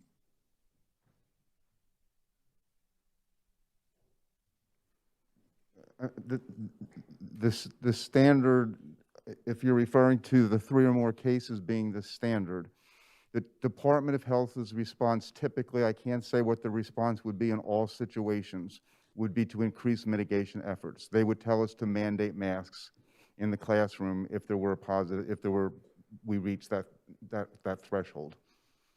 I can't say what they would always say. I'm just saying in cases where this has come up, that's a response that we have gotten. Forget about COVID for a little bit. Say we have a contagious disease. There must be some standards from these people that tell us when we should close the classroom or the school, right? We cannot, I'm sure there is something, I just don't know anything about it at this point. So, for example, if we were to have a case of pertussis, we would contact the Department of Health and we would give them the details of the situation. They would then tell us what to do. I can't speak to what their standards are in making that decision, but they would tell us this is what you're supposed to do. Yeah, I would point out that the sentence reads, that I think may is the key word in that sentence.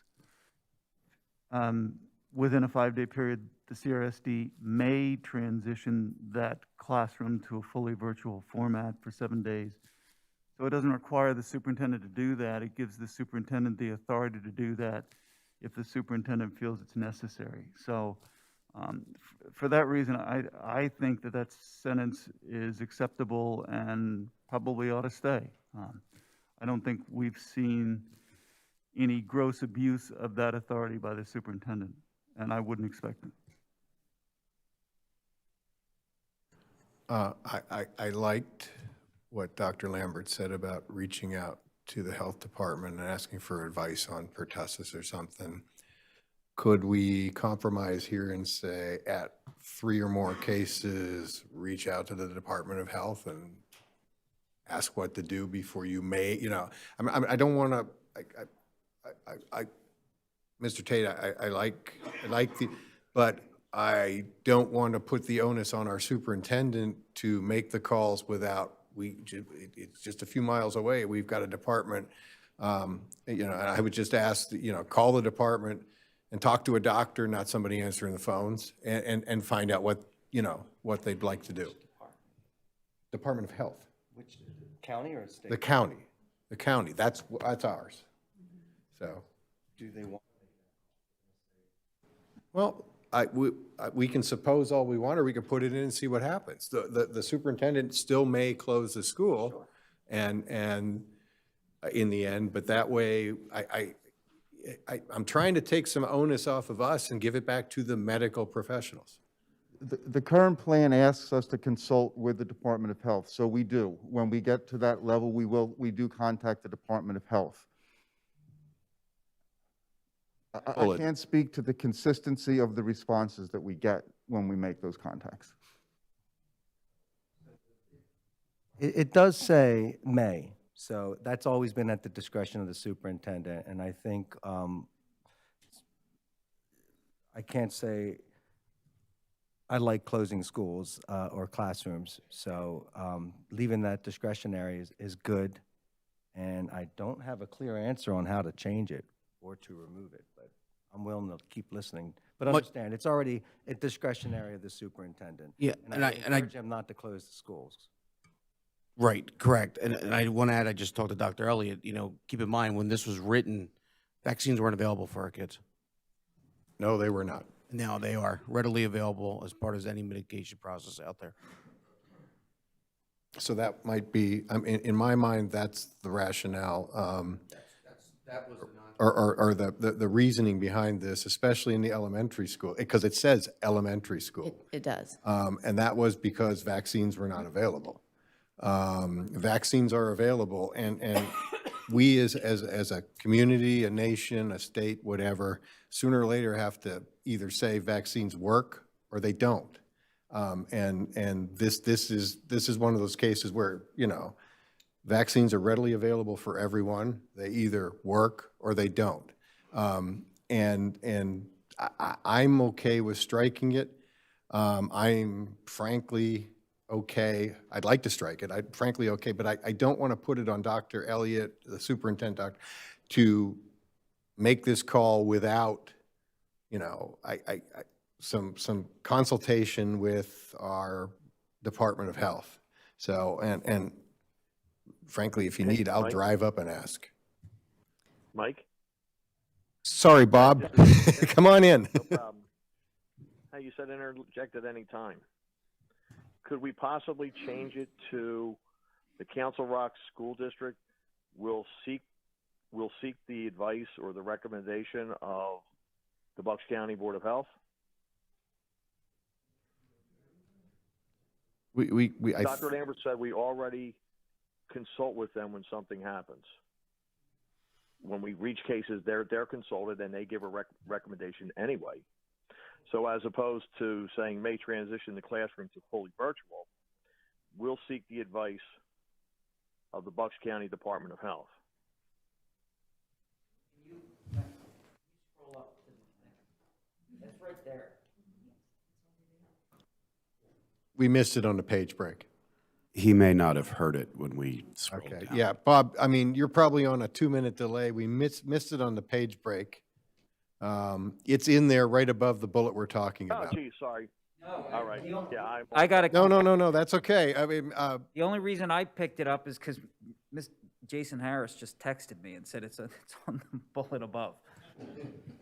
Just to jump in here real quick, if we're not doing contact tracing, how can we keep track of 3 or more cases in any one particular classroom? Because the parents are, in theory, still reporting the cases to us. And then the county reports that to us. And we report those to the county, and the county, so I don't. We report cases to the county that we're aware of. They do not report them back to us. They then report to us cases that we have not reported to them. So is this something that you used to do for other communicable diseases and things, like if it was strep throat or pertussis or whatever? No, we would contact the Department of Health, but it wasn't based, if we have one pertussis, we would call the Department of Health. And I assume if you had 5, you'd call the Department of Health, so. Correct. So my 2 cents, Dr. Thorwood, I would prefer to keep this language because, as Mr. Tate pointed out, it merely says that Sierra State may transition. I like our superintendent having another tool to deal with situations as they arise. It says 3 or more infectious cases. You could have 5, you could have 10, and this would be a tool for the superintendent to have some leeway in making a decision how to handle that. Fair enough. All I personally care about is providing some cover to the superintendent so that, these can be justified.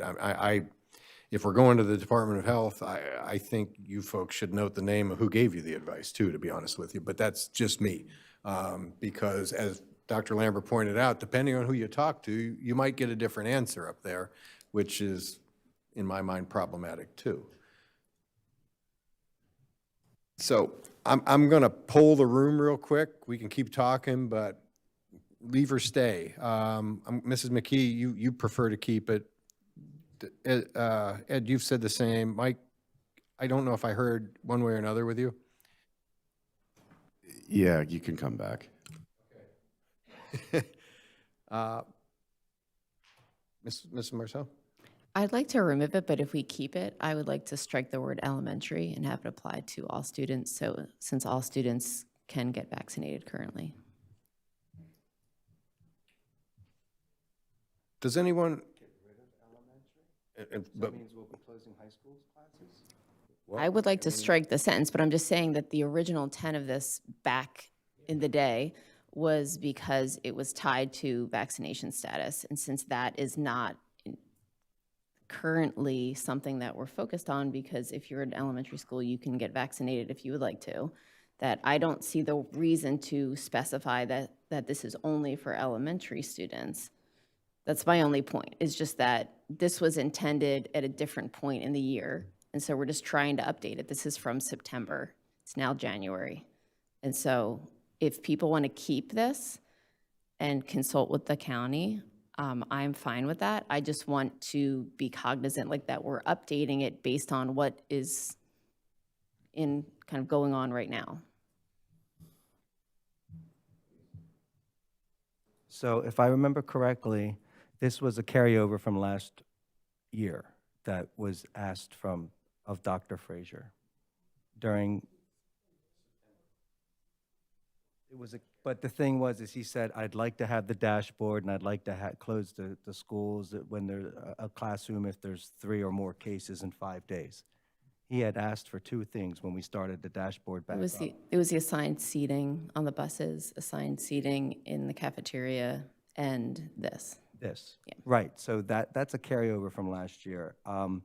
Having a number 3 versus 4, 5, 6, I'm not sure what the number is. I didn't like closing the classrooms, so striking this doesn't bother me. I think what we could do is maybe have language where we're not putting exact number to it, but give the discretion to the superintendent in consultation with the Department of Health to make these choices when merited. And I don't know really, I can't give you the number of what it is. So that's where I'm at. And I'll note, if we do that, that we close them for 7 days because that was the quarantine period and it's now 5. So I'm throwing it out there. I'd like to hear what you want to do.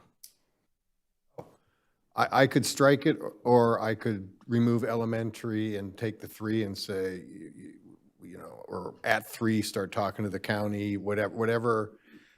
I honestly, I'm looking at the decision makers and, they probably like 3 because it's cut and dry. It makes this less gray for you, and that's okay. I really don't want to, I'm not in any way, that just makes it easier for you and it's cleaner. So I actually would like to hear from you folks as to, now that you've heard what the board's thinking, in all fairness, tell us what you're thinking, if I could. So I'm going to ask Dr. Sanko to talk a little bit about this from the perspective of Ms. Marcel, as you indicated, and Mr. Solomon, you did as well. In September, when this was added into the plan, at the time, students of elementary age were not eligible to be vaccinated. It wasn't a possibility for them. So we added this into the plan as an additional mitigation measure. As both Ms. Marcel noted, we now, our elementary students do have the option to be vaccinated. To that end, removing elementary from this, if that is what the board decides to do, makes this a K-12 challenge that we'll have to look at. And that's where I'll defer to Dr. Sanko from a lens of doing this kind of looking at our cases and figuring out at the middle school and the high school level which classes close. may be very challenging. But Dr. Sank, I'll ask you maybe to speak to that. And you can say it's impossible, and that's okay. Thanks, Dr. Elliott. So everything that Mrs. Morrisell said, dating back to September, and everything that Dr. Elliott said, that's all accurate. When we're talking about the elementary school, we function primarily in self-contained classrooms. One teacher, 25 students, one teacher, 28 students. When you get to the middle school, we have a rotating schedule, and kids see multiple teachers throughout the day.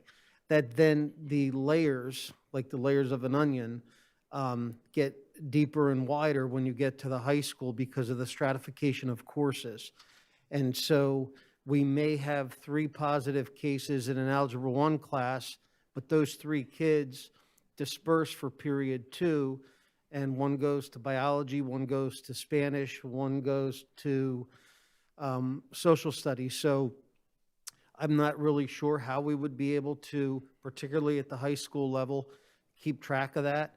We ultimately would be tapping the nurses on the shoulder, I would think, as well as the principals, and asking Dr. Lambert and his team for help with that, because a high school teacher could see up to 150 different students in one day, unlike an elementary teacher that has one self-contained classroom of 30 students in it for the day. Does that help? It does. It tells me it's impossible.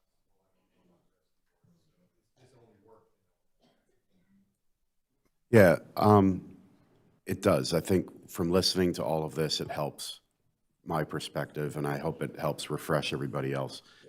It seems exactly that this was put in place to help add additional layer of mitigation where there wasn't one in an area that could be controlled.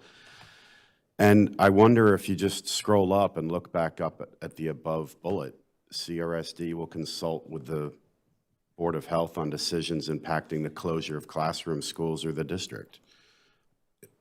That just kind of makes this redundant. This is further specification, so I think modifying this makes it even harder to manage. I'm in favor of striking it. So let's suppose that classroom has 20 students and 12 of them or half of them are out.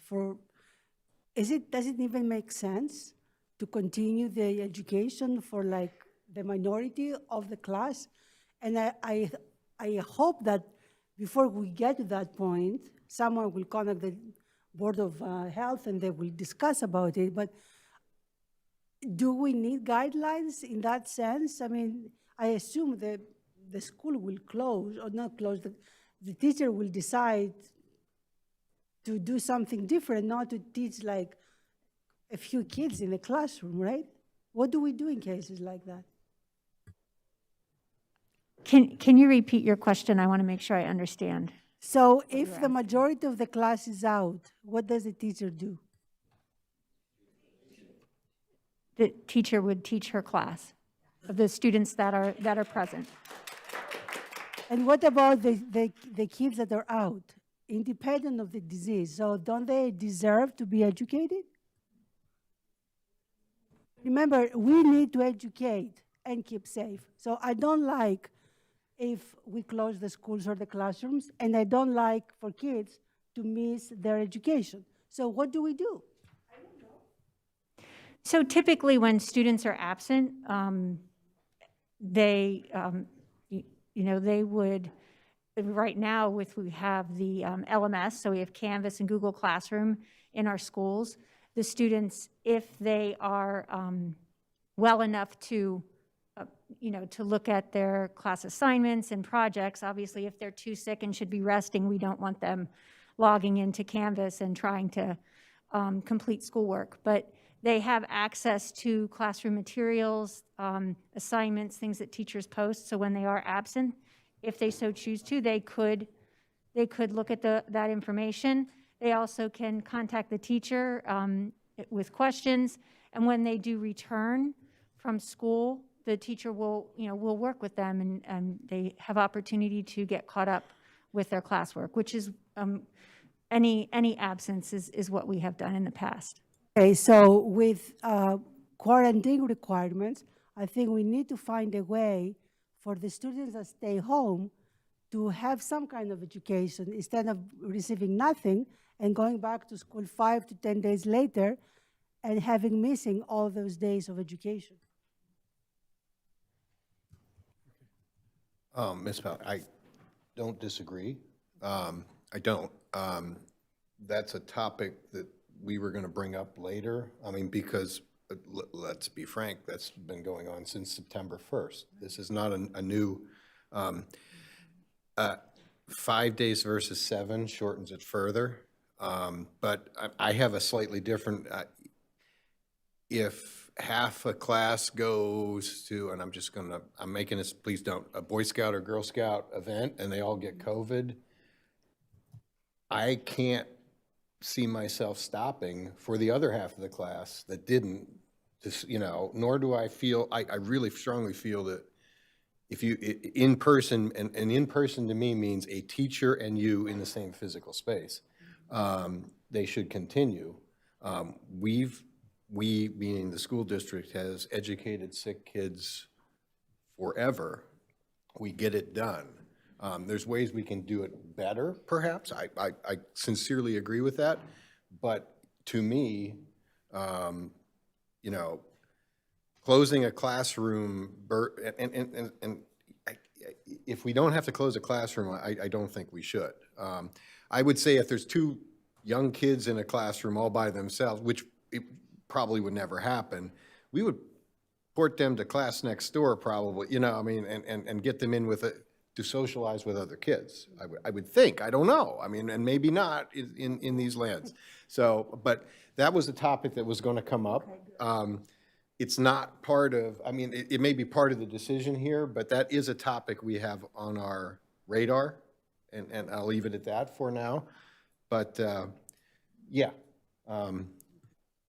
But, when somebody gets sick, and I get sick at work, my son's been sick and called up, he comes back and catches up. That's, and we're very good at that. We are very good at that.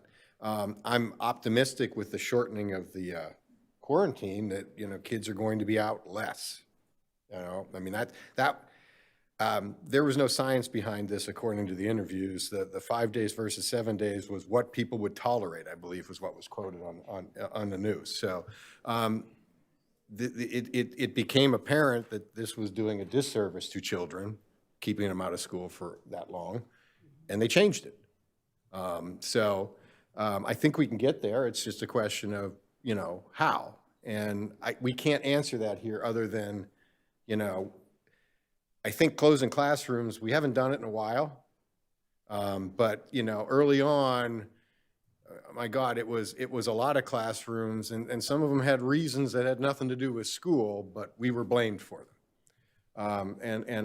That's why I'd like the county to get involved, because the county will actually say those kind of things, they, at the time they would have, when we close a school, we're also blamed for in-school transmission, which I got to be honest with you, in a lot of those early ones, after digging in a little bit and stuff, I'm not, no. It's, and Mr. Roosevelt, your school was one of them for some of those. So let's leave it at that. But, we're back to, are we striking this or not? I've heard from Dr. Sanko, again, if any other chime-ins here from the board, let me know. I would just say I agree with I'll say, Mike, I would go to, based on the fact that I missed the bullet up top, that they would consult with the Board of Health. Like you said, they would make that decision for us. So I'm okay with striking it. He basically said what I was going to say. We have leeway for the superintendent.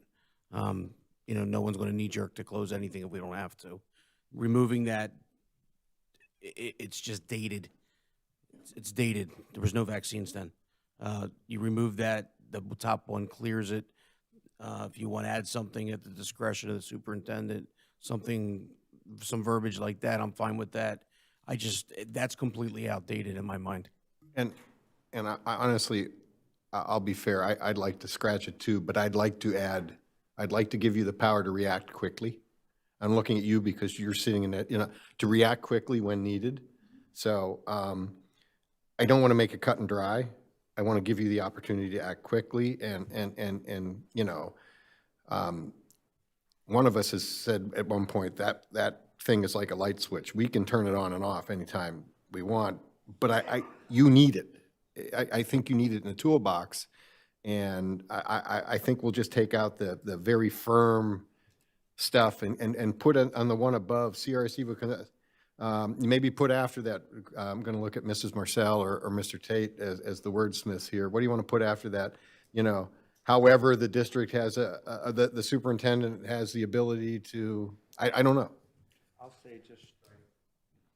I'll say strike it and just leave with the comment on the top. Like, I think that's what Mike Roosevelt, you were thinking. And I had said the same thing. We're going to strike the 3-day statement and just, Council Rock's, go back to the previous page bullet. Council Rock School District will consult with the Department of Health in decisions impacting closures, classrooms, and school districts, and leave it there. The only, and I'm not gonna, the only thing I'd like to say there is the Department of Health isn't open on a Sunday, and sometimes they're gonna know on a Sunday or Thursday night. I'm gonna quit after this, but I'd like to trust our administration enough to say, look, if you gotta close, because you're allowed to react in a timely fashion when things go side. I'd like to leave that for you somehow. Sue, if you want to comment, I'd like to leave it for you, but I'm also putting the onus on you. You're 100% correct. Dr. Black does an excellent job of keeping track of this data. It is not uncommon at all for Dr. Fraser, Dr. Black, and I to be texting each other at 9 o'clock at night over these things when the Department of Health is not available. I can assure you we are very careful in looking at the data, who was contagious when they were in school, in making the decisions. So, and we haven't closed recently. Agreed. And so I want to say that discretion was probably always in there, but if we have to formalize it to make you more comfortable, I'd like to. I just want to take the second line out, but give you the discretion to do this. I just would. So, and I'm one vote. I could strike it too. I'm either way. Oh, I'm okay with removing the 3 because it's kind of arbitrary number that we made up. I don't think it's an expert advice. But if we can give the leadway to the administration to make a call as needed when they don't get the response from the Board of Health, I'm okay with that.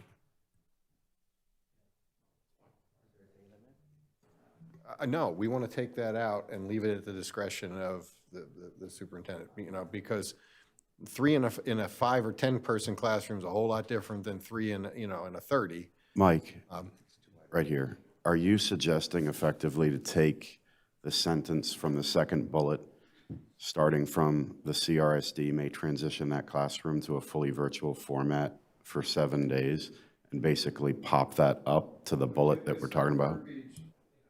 Should consultation not be available, I want to grant the administration a chance to react timely. I understand your decision will be to take it out or not take it out. I just want to be clear that the number 3 comes from the Department of Health's definition of an outbreak. So that's where we came up with a number 3 at the time. I think we're just trying to figure out the guardrails, right?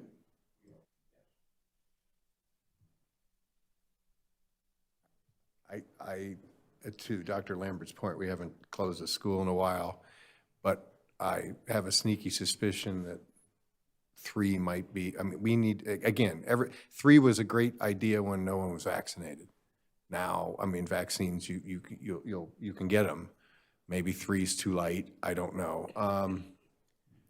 I'm looking around, again, I'll strike or I'll give them the authority to make calls. I'm looking for cohesion somewhere. Yeah, look, the superintendent's got the ability to make the call, correct, Mr. Cox? Correct. So let's give the superintendent the latitude to make that call, and clean it out as clean as possible, whatever that means.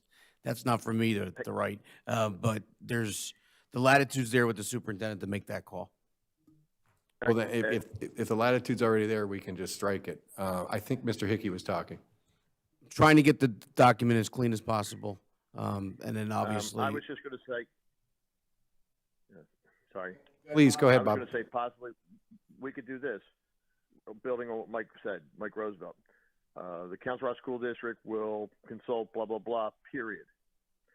In addition, the Council Rock School District administration may transition a classroom to fully virtual for a period of 5 days in extreme circumstances or in a case of emergency or something like that. And that would give her, that would give the administration the latitude and include it in the sentence. Can he say that again? You would end with school, the bullet above, classroom, schools, or districts. And then the next sentence, the Council Rock School District administration may transition a classroom to a fully virtual format for 5 days in cases of extreme emergency. And then it gives the administration the latitude in case like I said, a weekend or something where the Bucks County Health Department is closed, it does give you that latitude, and it actually spells it out as opposed to assuming that it spells you out. It's actually in the verbiage. And that gives you a little wiggle room, too. Right. Mr. Hidalgo. Just wondering, I see Mr. Cox's gears grinding over there. Do you have any input on this?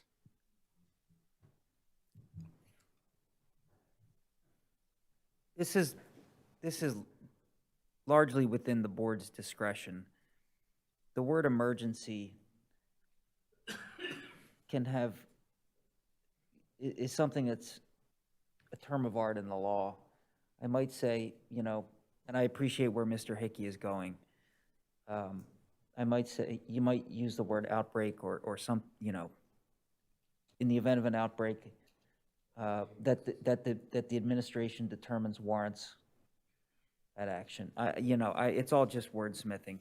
I appreciate where Mr. Hickey is going. I might just try a word different than emergency. Do you like that, Rob? What was put in there?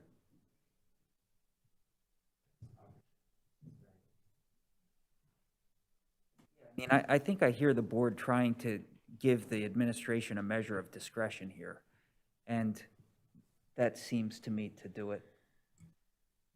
But again, this is more a board call than a legal issue. I think the other thing that we're having a difficulty with is avoiding amorphous language that can be interpreted different ways by different people. Trying to both put something specific in a guardrail, but then at the same point leave the road open is challenging. And that's why you have to have confidence in your administration to make the decision at 9 p.m. on a Sunday night when the Board of Health is not open. That's my 2 cents. But again, these are all largely things that are within the board's discretion. Rob, I think you summarized it. We're trying to give a little bit of discretion to the administration. So you can strike the second bullet then, Matt, and I think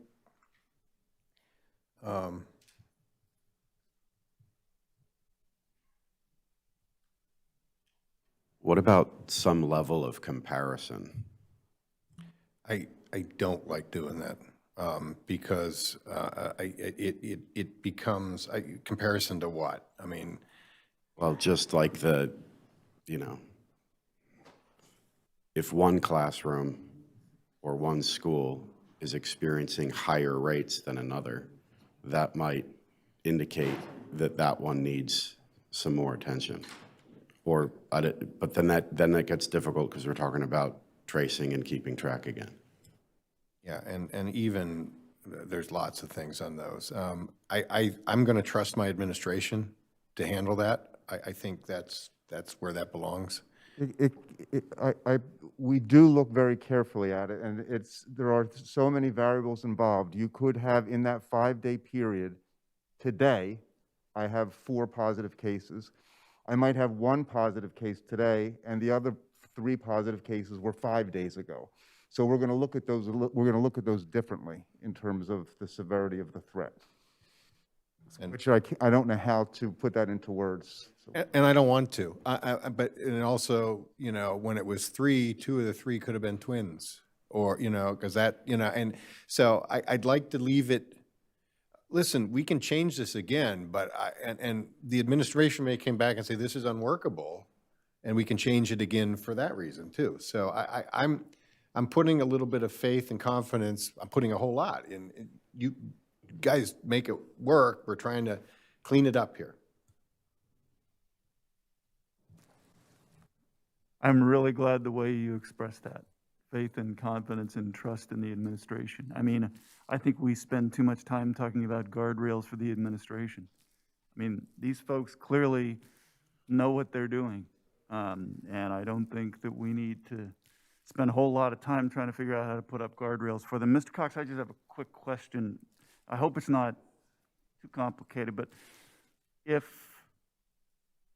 Saturday there was an elementary school that suddenly had 6 or 7 positive cases and Dr. Elliott felt that it was in the best interests of everybody involved to close that school, does the superintendent have the discretion, unless it's specifically included in the health and safety plan, or is that within the superintendent's discretion?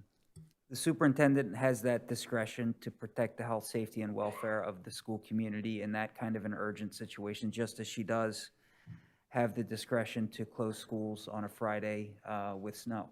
So it's similar. The more time the administration has to deliberate on an issue, you know, the more likely it is that they ought to consult with the board. But on an urgent, emergent situation where the health, safety, and welfare is at issue, the superintendent has that authority. Glad to hear it. Thank you. Enough said. Any other comments before we move on? We're almost done, I promise you. Letter F. Dr. Thorpe, before we get to that, I did step out of the room. Was there anything up here that we wanted that you had decided to change? Not at this point. We're leaving the dashboard yet. We're going to get to that. Okay. So, F and G are pretty clean. I'm going to ask if anybody has anything they'd like. Everybody's read these, so I'll open the floor again.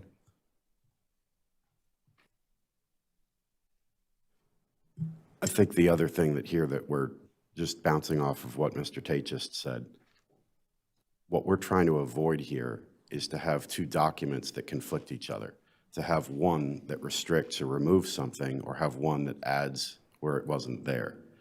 So we didn't have health and safety plan before the Emergency Act in response to COVID. So this isn't something that we normally have. So that we need to be clear that this isn't removing something. We're trying to add further specificity for response. So when we're talking about guardrails, we're not talking about removing powers that were already there. We're trying to add direction in the same case that we're getting recommendation and guidance to get that recommendation. So I think that's what I think everybody perhaps on this board and perhaps in the community and perhaps in the schools are trying to figure out which document supersedes what, or do these need to work hand in hand? And I believe that what we're trying to do here is to try to get this document to work hand in hand with what was already there, so that we're not adding further complication. We're trying to bring it back to something that's more understandable by the administration. So the first bullet says that the staff and families should self-screen, or they are encouraged to. But It's not required, nor does it need to be documented. I thought that we just talked earlier, but it's very important for people to report if they have a positive test as an owner, so we can recommend it. This is not a positive test. This is before you leave the house, you have a fever. Oh, okay. So.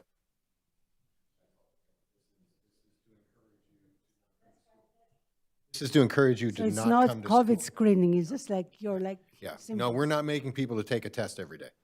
So.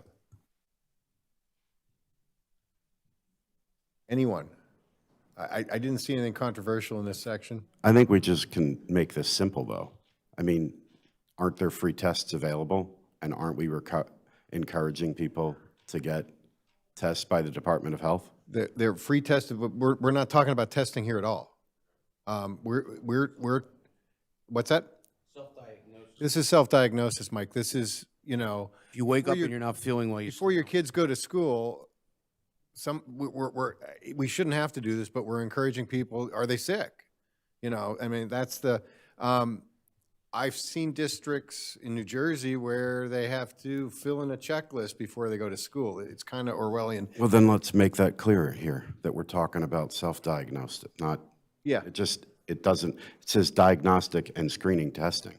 is Yeah, the I know. title. Well, that side has to stay there. That's the state. So,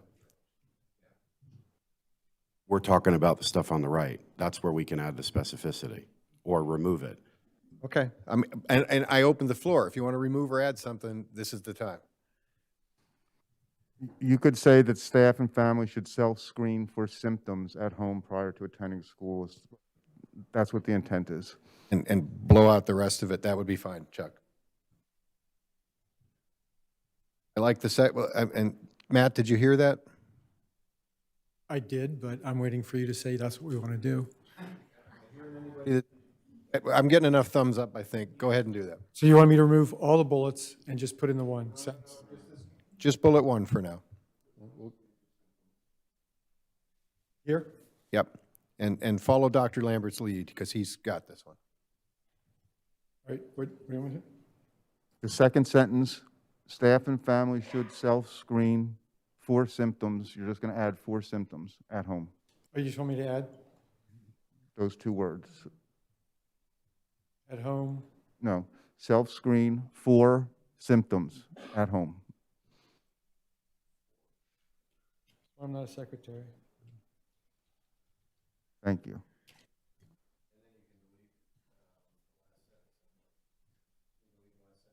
Delete the last sentence then, Dr. Lambert?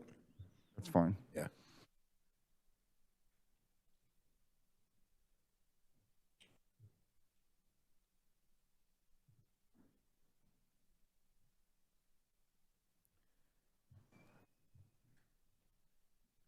The rest of this is kind of administrative. I don't care if it's there or not, if it helps. It just reminds people. I don't have an opinion. Does anybody else?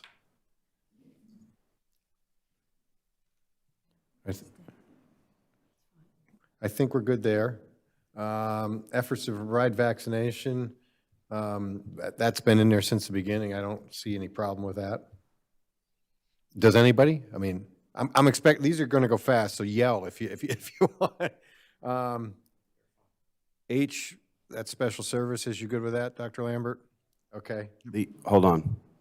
I have an issue with H. Okay, go ahead. The left side specifically references students with disabilities, but the right side only talks about health needs. So I don't think that the right side adequately addresses the question from the left about students with disabilities. Well, I think we should probably further indicate what we're talking about. We can, but the left says to health. So whatever we're going to address on the right is going to be health, right? Disability. Understood, but it's still health. We're not talking about education or anything here. It's just health. That part of this.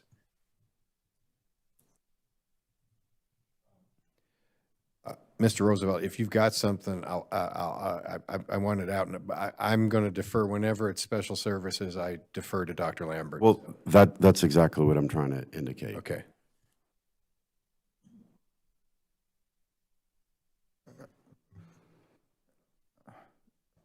I thought this section was, much of this document from the state is a compacting of the previous document that we had. And that document talked about developing plans for students with disability who might have special health needs. And that's what I thought we were referring to here.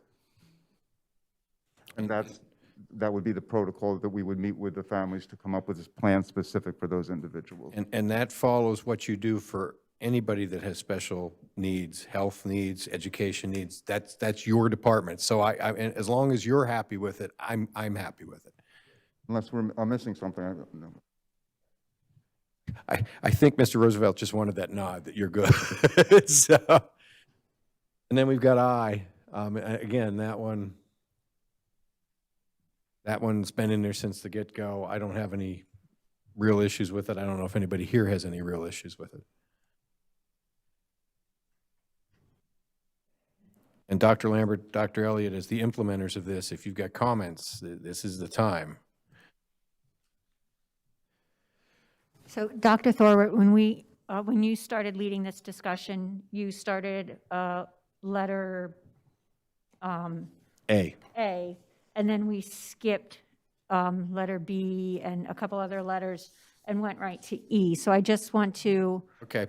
I just want to make sure if there's anything Let's go back to B. missed, we don't want to miss that. Let's go back to B. No, that's fine. Okay. B is the social distancing, and that kind of stuff, which we will continue to do to the best we can. Dr. Sanko, Dr. Lambert, we're doing that now to the best we can, but we're open for business as well. So our schools weren't meant or built for 6 feet between children. So we know that.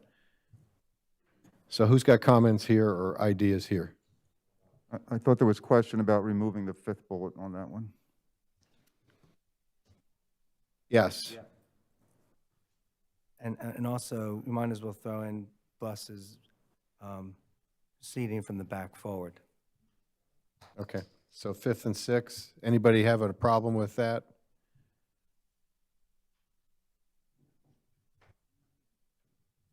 Once again, aren't we kind of being redundant with what was in place before, that the administration has discretion to use their facilities and react appropriately? Some of this is kind of redundant language.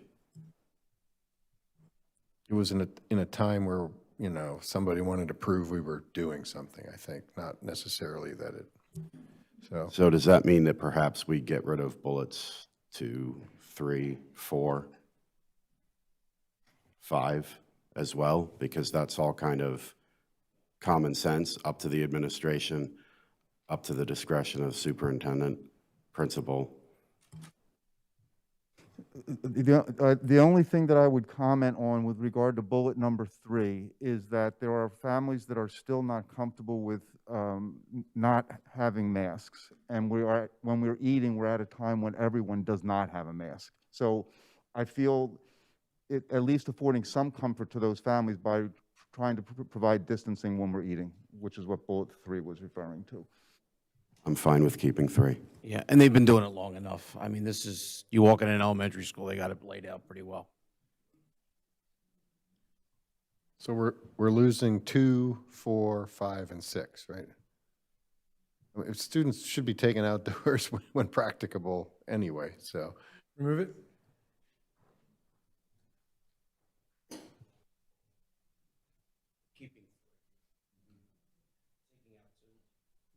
Who's gone?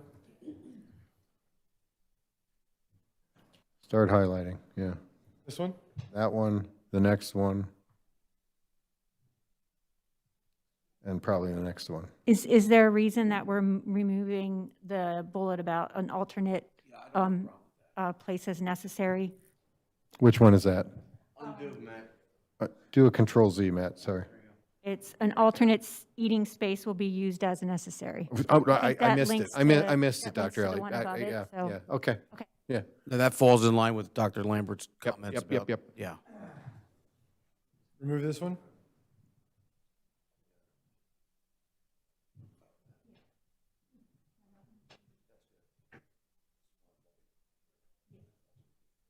Move it.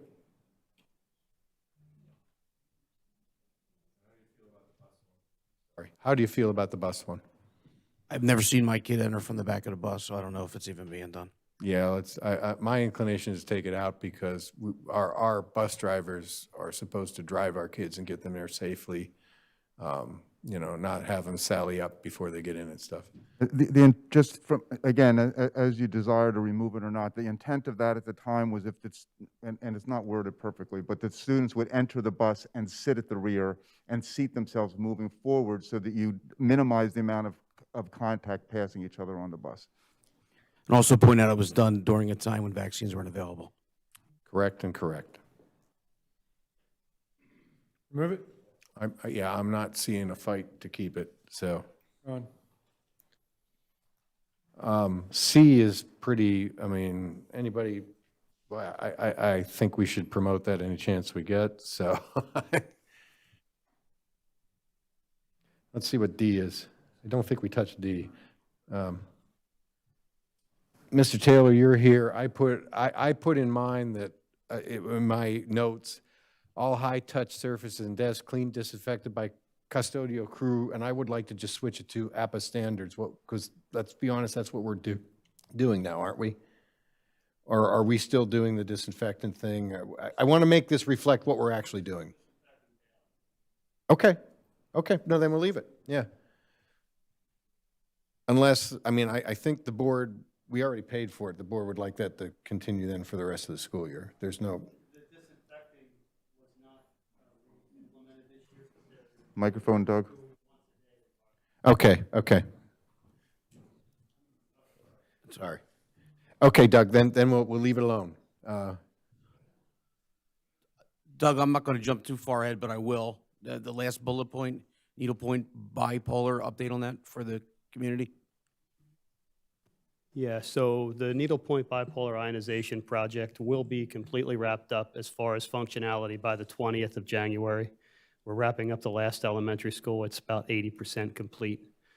We have some transformers to go back and install. We had some glitches between the building management system and wiring directly to those controls, so we're putting isolated transformers in. That'll continue after the project, but will not affect the performance of those systems. So they are in, and a brief background on those is that they do mitigate viruses, allergens, bacteria, pollen, and VOCs and odors. So generally they take small particles and the ions go after those and make them larger particles. They get caught up in more standardized filters and or drop from the air. So it does make for a better space. It is a mitigation effort.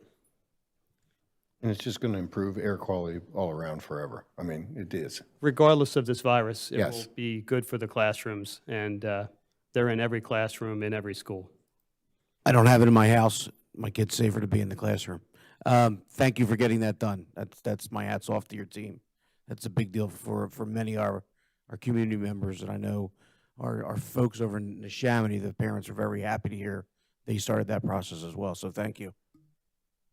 Yeah, that was something that I was going to ask Doug. We had a conversation about it before the meeting, if he could talk a little bit about what the district has done regarding indoor air quality, bringing in fresh air, cleaning that air and cleaning the inside air.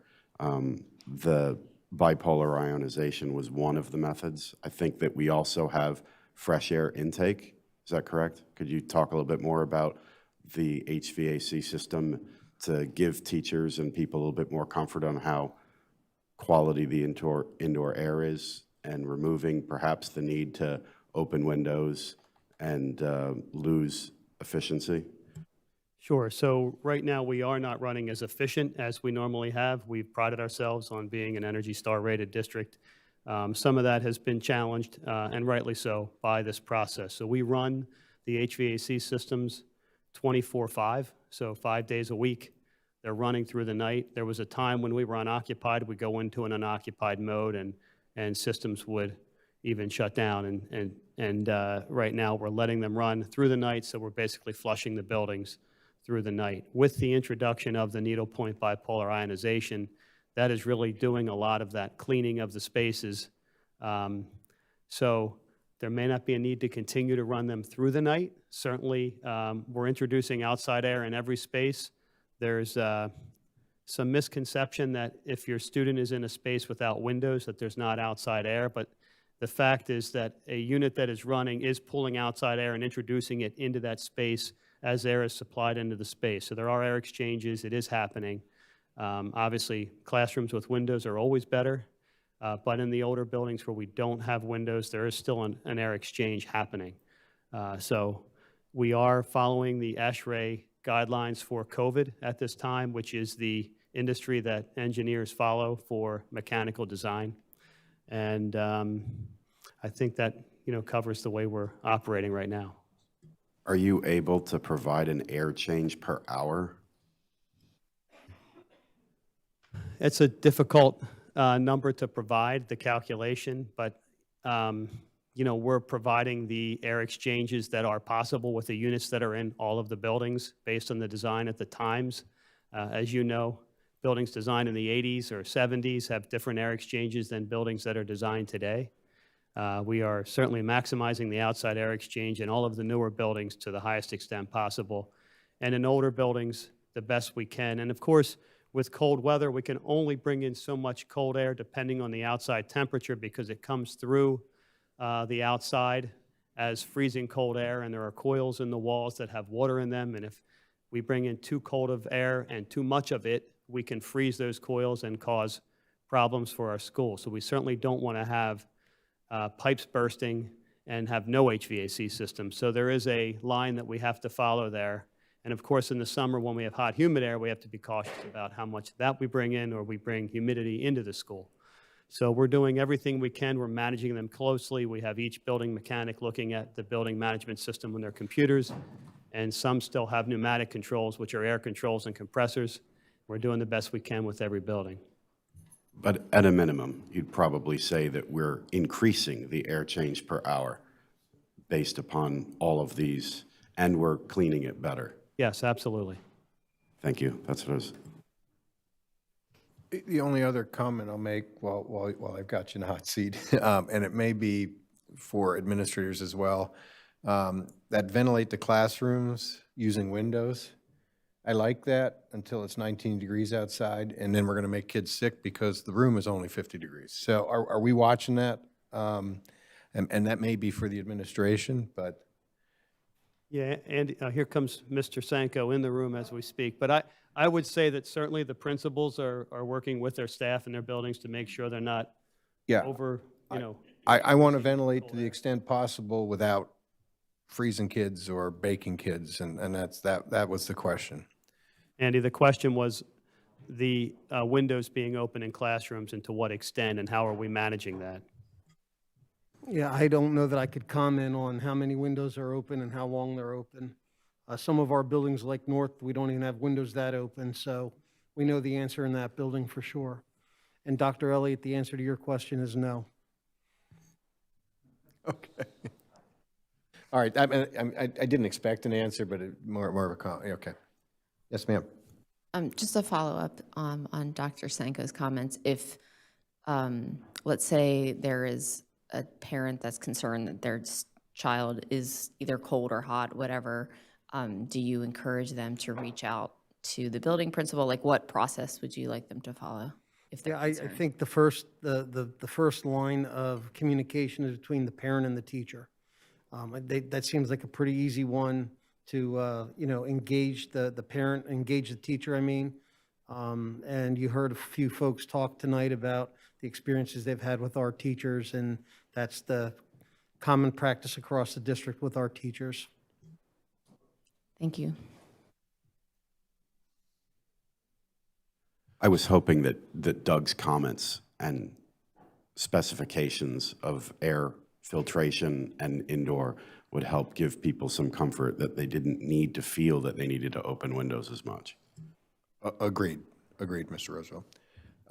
At that point, I think we've gone through the entire document, and we've created a new health and safety plan. I'm going to ask again, we kind of glazed over number 1 and 2. Dr. Lambert, I'm sorry. That's where I was going to go.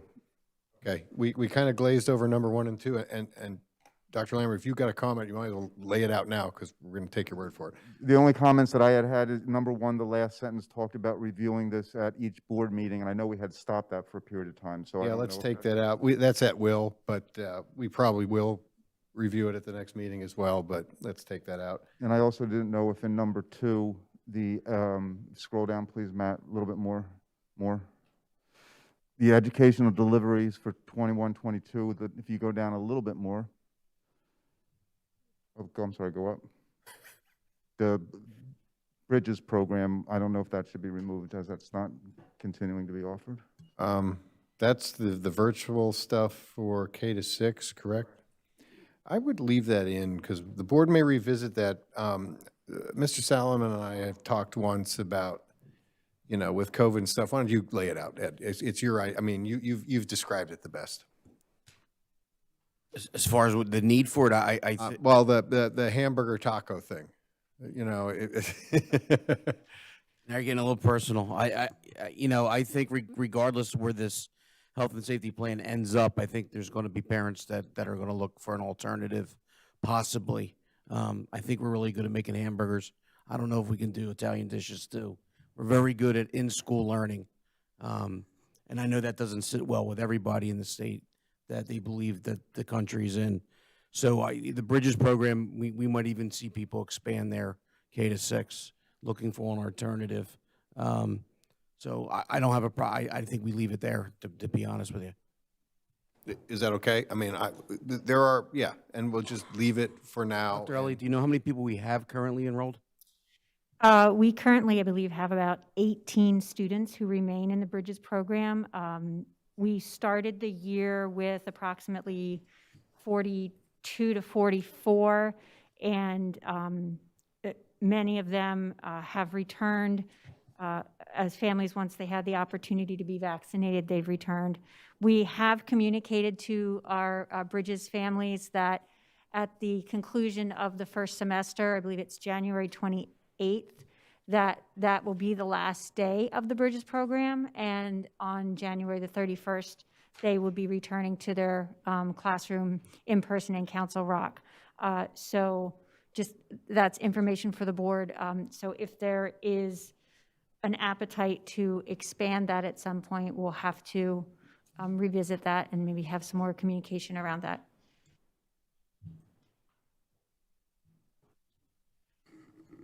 Yeah, I think that's a board discussion. I think, for me, I think the offering should be available to those parents till the end of the school year.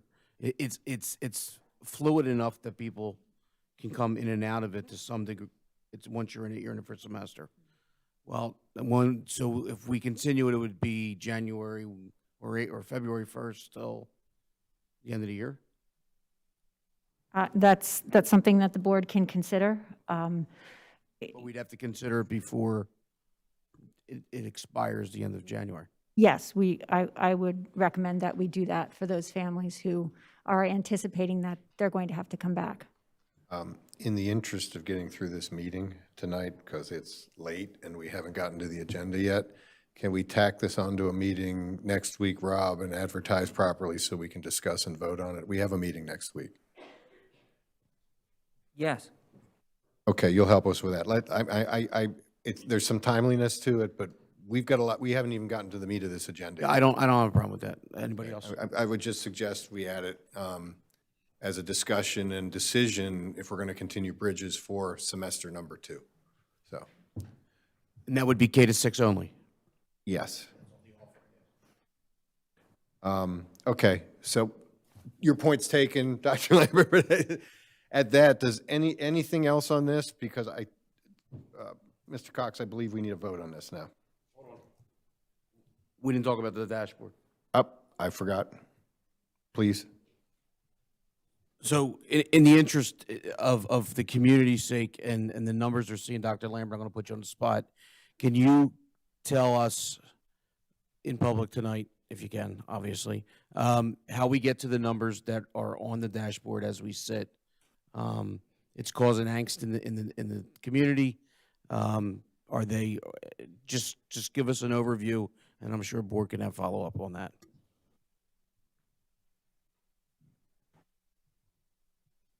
I'm not sure I understand the question. What is it, what would you be looking to see? Well, if at the top of my head, we walked in Monday, we had 137 cases. School was closed for 12 days. How do we have 137 cases? The numbers that go on the dashboard are the numbers that are reported to us on that day. So and I don't know of another way to do that. So that's when they were reported to us, either by the Department of Health or by the families. Because we weren't in school, we weren't getting, some of those notifications didn't happen until we got back to school. So that's why that number is as high as it is. So those numbers, at any time during the course of the year, the number that you see for a given week could be cases that happened. There's times when we get a notification from the Department of Health from a case that was 2 weeks ago. So it just depends on when it gets reported to us. I believe that's explained at the narrative part of the top of the. Yeah, it's in the disclaimer, but I just wanted to have a little public comment and then obviously board weigh in on it as well. Yeah, that number gets big and scary, and it really has no utility from what's going on in schools today. It has a lot of utility to you, Dr. Lambert, but if we're going to report numbers, and you got to read a couple dozen disclaimers, what are we reporting is where I'm going. I don't know if we can get there or not today, but if we're going to have a dashboard, it's got to have some kind of real-time flair to it, which is asking a lot of you. I'm not. Well, and I think what he just said, Mike, is that he may not get that. It may be a data dump on a Monday. Agreed. And that's why you have 100 cases. Yeah. I may be saying I want the impossible. I don't know that I want it at all, but that's the discussion here. You know, if we open schools after 12 days out and bing, we've got a giant pile of cases, and then we get beat over the head with them, look how dangerous our schools are, well, it's not real. It couldn't have been. And well, the real cases, they're real cases, but they didn't happen in school. I mean, they weren't infectious in school. They could not have been. And that's the point I'm driving home here is I want to give some metric to the public so they know where we are, but I'm not convinced how we're doing it or if we're doing it the right way.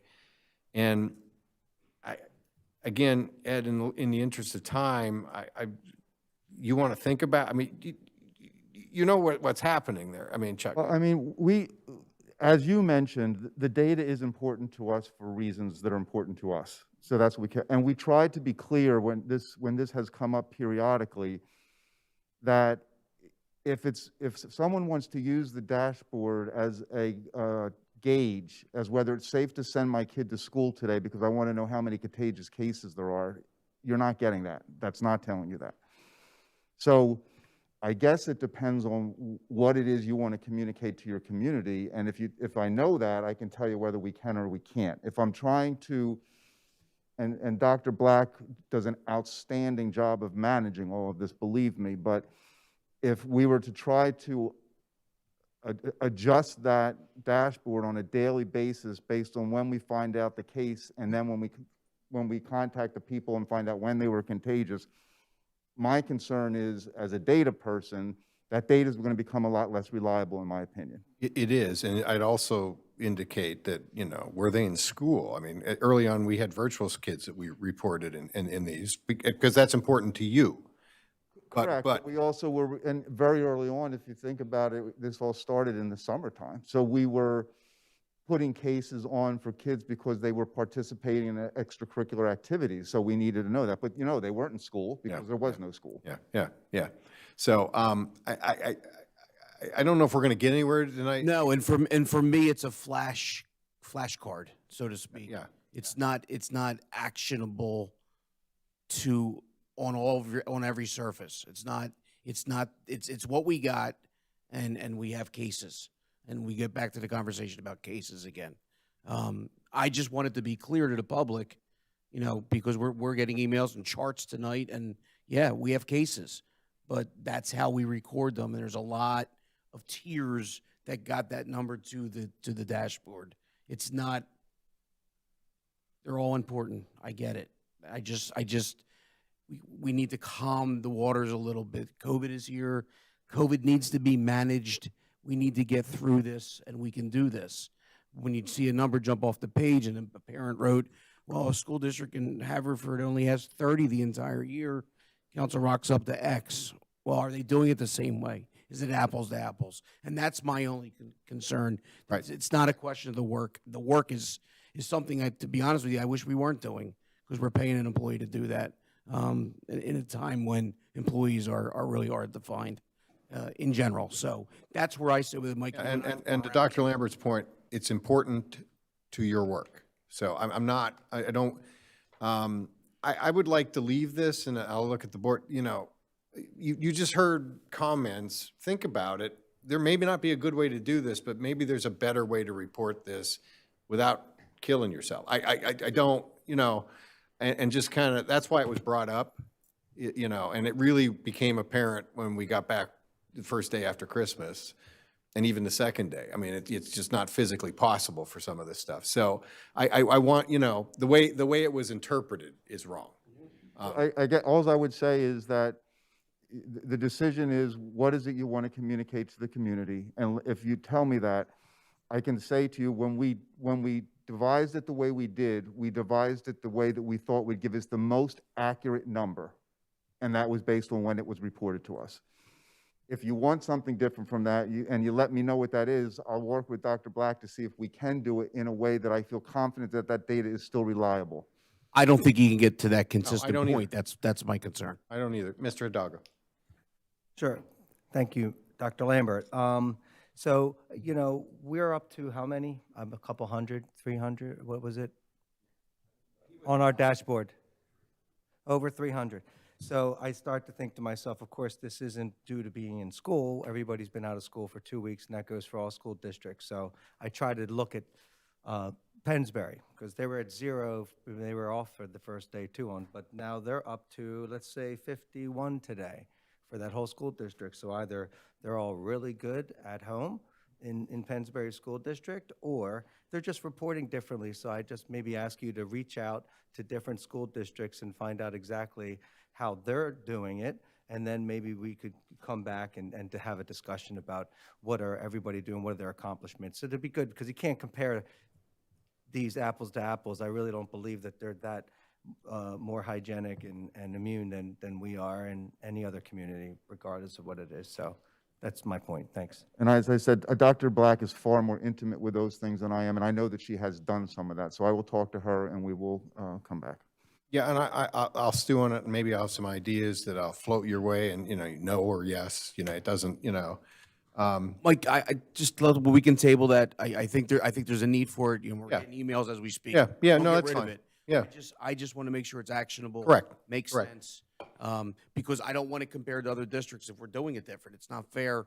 And when you see the Bucks County government puts out their weekly COVID charts, to me, that's kind of the ones you really. And you can see lab dumps in the Bucks County data too. So you can. Certainly. So I'm back to, now that we've gotten that one off, Rob, I think we need a vote on this, right? We've just created a new health and safety plan. It's been about 6 months, so we needed to.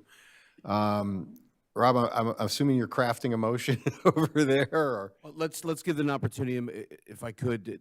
Board, is there anything? I mean, there's a lot of it here. Most of us have been through it.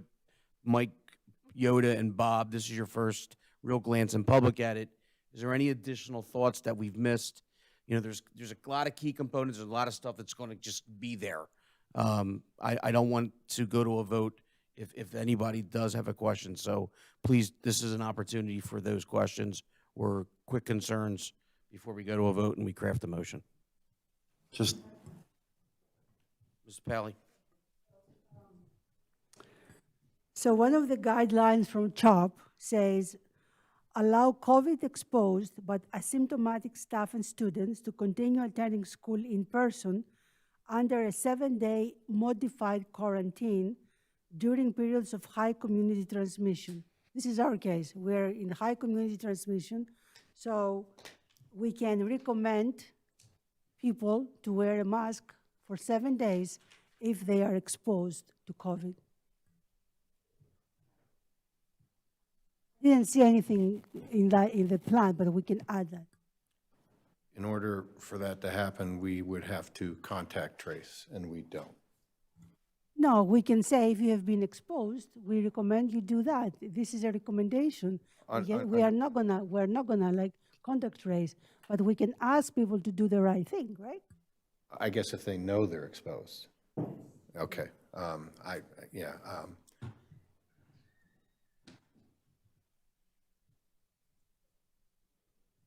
Anybody else for the good of the order? I Mr. had just Roosevelt? a quick, I thought a minute ago we were talking about tabling the top two for another meeting in the interest of time. We went through the bottom letters, A, have we changed that? No, we have to vote on this document. Okay. So what we talked about was not going down the rabbit hole of COVID dashboard. And frankly, Mike, we had another discussion item that I may suggest we at least pause and try and get through our agenda, because we have an agenda yet to do. And so. That's my point. Yeah, so this is a way. Those are off tomorrow. Yeah. Mr. Dago, please, sir. Yeah, thank you. I just wanted to make a comment that in the beginning, I never really voted for a health and safety plan because of a mask exemption needing a doctor's note. I think I remember I kept voting no and no and no all the way back then about not having a doctor's note required to have a mask exemption. That's when we had modified quarantining. So there's always going to be something that's going to make it difficult for me to vote yes for a health and safety plan. And I may be taking a stand again tonight, but I think you have 5 to pass it. Well, there's a lot of aspects to the health and safety plan, and the problem I've always had with this plan is that you may like one thing, but you don't like another thing, and you can get around the other one, but it's the entire document that you're voting on. So we spent a lot of time. It's obvious some people like something, some people don't, and it's the document that you're voting on, and let's not forget that. So Joe, to your point, yeah, I know. Sticking points are a reason not to vote for something. I get it. So, but it's the entire document as it stands right now. And it's required by law. And it's required by law with a vote. Anybody else before we, have you crafted the motion, sir? It's just a motion to approve the health and safety plan as revised this evening, and a second. All right, there we go. Is there any other comments, opportunities going around the room? Mr. Hickey at home? No, I'm okay.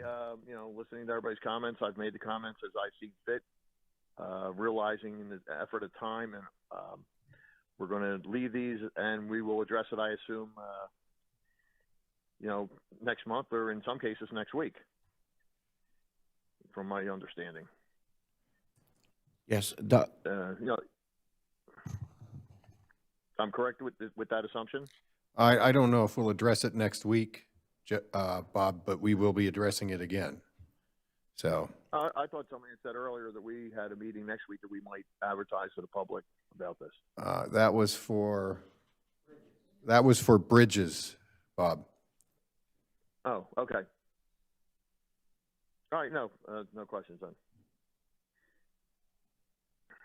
Okay, anybody else? Dr. Elliott, I'm sorry.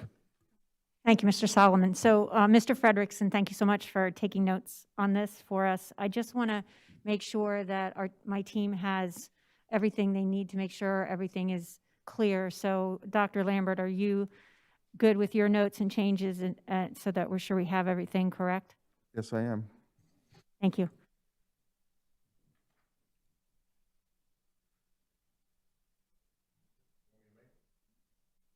Anybody else? Matt, can you just go back up the page real fast? If you don't mind. Come down. I'm sorry, come down. Keep coming. A little more. I'm looking around 3. I want to see section 3, please. B, please.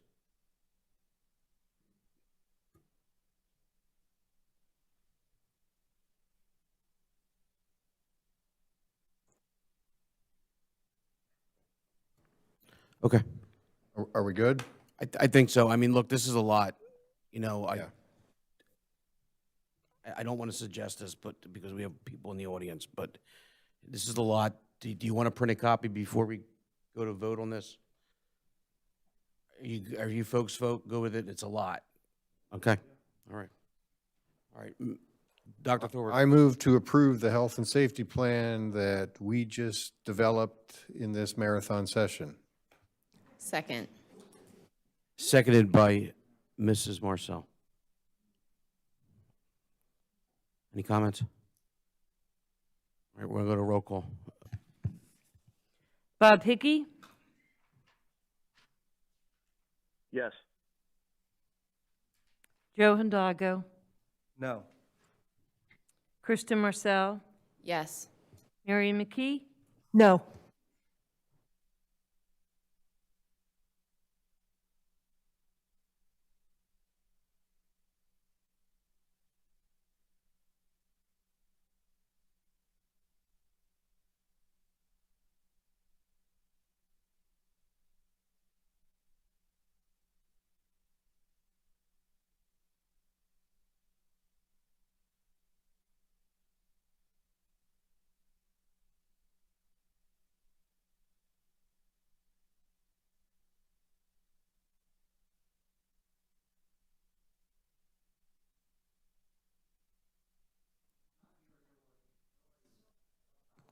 Can you hear me?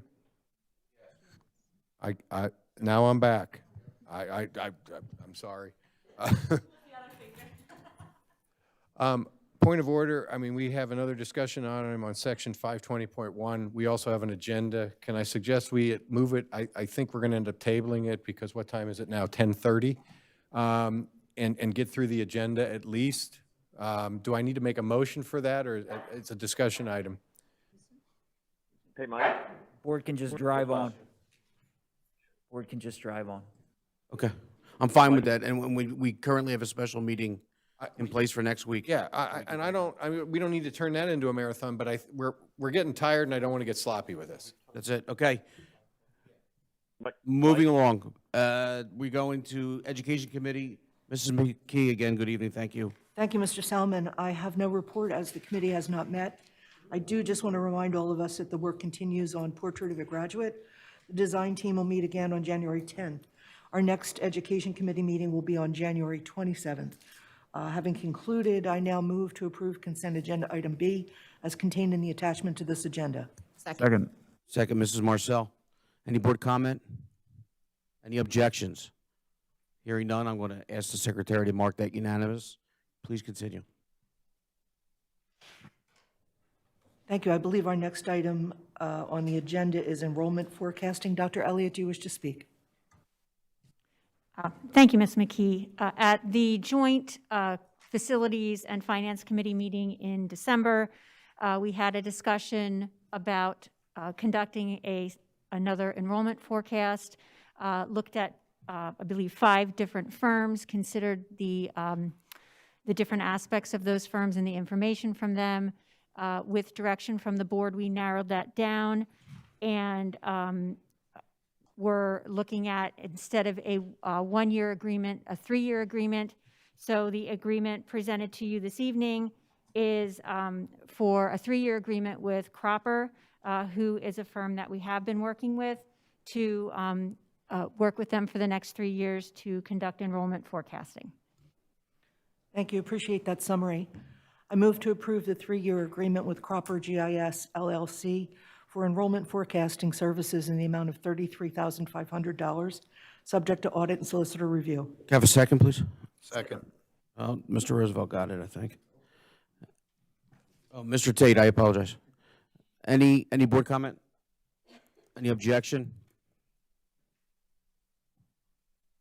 You don't have a, okay. Can I have a roll call, please? Joe Hidalgo, No. Kristen Marcel, Yes. Marion McKee, Yes. Yehuda Powley, Yes. Michael Roosevelt, Yes. Ed Tate, Yes. Michael Thorpe, Yes. Ed Solomon, Yes. and Bob Hickey. Yes. Okay. Passes 8-1. Mrs. McKee? Oh, I'm sorry. Enrollment. Letter D is a IU update. Mrs. Pally, please. I have nothing to report. There was no board meeting in December, and the January one is, I think, on the 18th. I met with Mark Hoffman, and he gave me some first orientation, and I'm very excited to join that unit. Yeah, and thank you again for offering to go up there and represent Council Rock. Thank you. Letter E, Mrs. McKee? Thank you. MBIT. I have no report as MBIT has not met, but I do just want to give a shout out to Alex DeMitt, who did a great job summarizing activities there at MBIT. Thank you. Letter F. Mr. Salomon, Yes, ma'am. Mrs. Marcel, I'm sorry. there is an MBIT meeting next Monday. The Executive Council is going to be meeting, and so if someone is needed to be at that meeting, we might need to discuss that. Yeah, I'm going to actually do it. I'm going to do it further down in the new old business if I can. Okay, thanks. CREF, Mr. Tate. Thank you, Mr. Solomon. I'll dispense with most of my report because of the late hour, but I do want everybody to please mark your calendar. May 23rd is the date for our golf outing. Once again, it'll be at Philmont Country Club, and it was a tremendous amount of fun last year. Ms. Marcel put on a terrific exhibition of golfing, and it really was a great time. There were some wonderful folks there, and Council Rock Education Foundation is a certainly deserving organization. And I know Mr. Cox is looking forward to it as well. I can see the gleam in his eye. So, May 23rd, please put it on your calendar. Thank you. Thank you, sir. We're going to go to Policy Committee. Dr. Thorwart. Mr. Taylor has a policy coming up. We're just going to add it to a meeting. We're not going to meet separately. It makes no sense. We're out enough, so we'll do it part of a board meeting. Very good, sir. Thank you. Moving into Finance Committee, Mr. Odago. Okay, thank you. On Thursday, December 16th, we held a joint committee meeting between Finance and Facilities. And at the Facilities, we went over a few different, at Finance, we went over a few items. Some of them make it to the consent agenda tonight. I'm going to ask Jason Harris to, if he has any words or comments to state if he's online. But just to summarize, there was one donation that was discussed, which will make it to the next meeting for voting, I think next week, because it didn't make the agenda. Something like Jason Harris will be appointed as the treasurer to the board today, along with a few other items. Joe, he's online as well. So I'm gonna actually pass it on. Jason, if you'd like to take over anything you want to say before we go to the consent agenda items, I'd appreciate it. Thank you, Mr. Dalgo, and please forgive my distance. I'm currently experiencing some personal illness, and so you have your general perfunctory items. One item note is we're asking the board to approve the IRS mileage reimbursement rate, which came out after the finance meeting, and then we can talk about the other non-consent agenda items as they come about. Okay, thank you very much. With that being said, let me just I move to approve the consent agenda items B through H as contained in the attachment to this agenda. Second. Second, Mrs. Marcel. Any further board comment? Just real quick, yeah, just for further clarification, I believe it's item J for Act 1. I just want to clarify that this is our ability. We're not there yet. Doing that, okay. B through H at this point. Any other comments? Hearing none, I'm going to ask the secretary to mark that unanimous. Joe, continue on down. Okay, thank you. Item I move to approve Council Rock North Senior Prom date change for the 2022-2023 school year. Second. Second is Mrs. Marcel. Any board comment? I actually have are you going to do it? I don't know who's going to answer this, whether it's Mr. Harris. Dr. Sanko, the contract is for the Crystal Tea Room in Philadelphia. As of January 3rd, they asked for vaccination status, which is, it flies into our policies that we don't do that. So walk me through how we can cancel this, or hopefully the world changes by the prom. The kids deserve a prom, but they're not going to violate our policies. So historically, Council Rock North contracts with the Crystal Tea Room for the prom. And when we do that, we contract for 3 years, 3 individual contracts. They give us a price reduction for that. So what you're looking at tonight is 3 years or 2 years removed. It's not this year's prom. And the reason for the change in date was that the only available date in that year, I think it's 23, the only available date was Memorial Day weekend. They had a cancellation, and we were able to get the opening created by the cancellation. So again, the Crystal Tea Room contract in front of you is similar to what you voted on before. The only change in that is the date, and again, that's a couple years removed from this year's prom.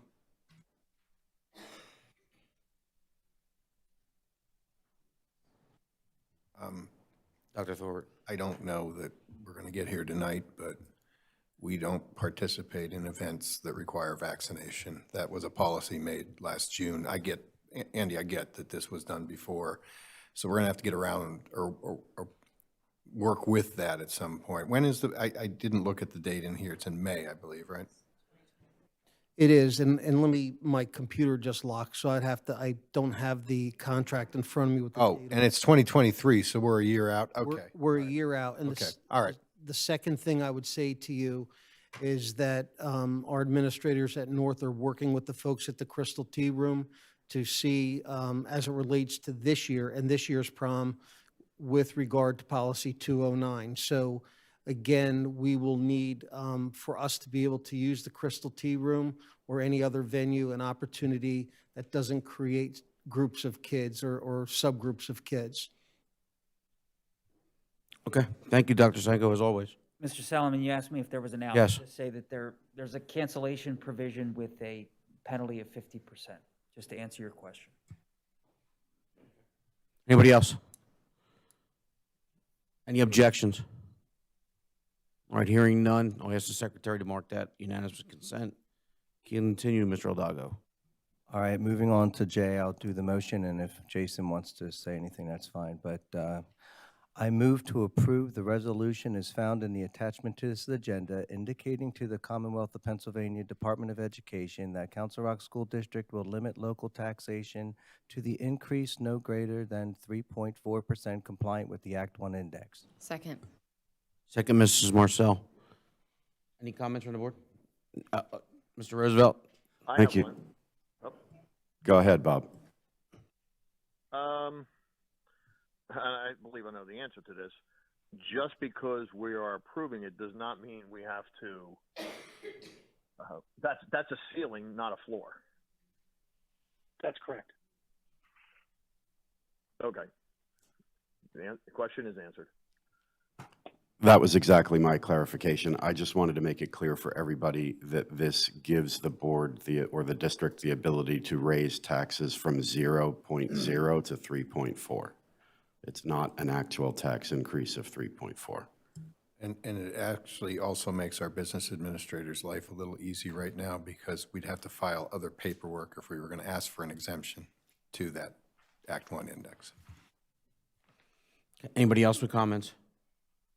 Looking around for a room for objections. Any objections?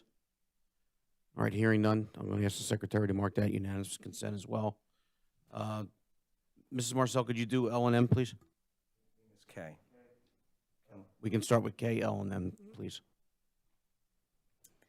I move to approve the engagement of Cozen O'Connor as special counsel to the district in accordance with the engagement letter attached to this agenda. Second. Any board conversation? Roll call, please. Any objection? We're going to ask for a roll call. A roll call, Madam Secretary. Kristen Marcel? Yes. Mary McKee? No. Yoda Pally? Yes. Michael Roosevelt? Yes. Ed Tate? No. Michael Thorpe? Yes. Ed Solomon? Yes. Bob Hickey? Yes. And Joe Hidalgo? Yes.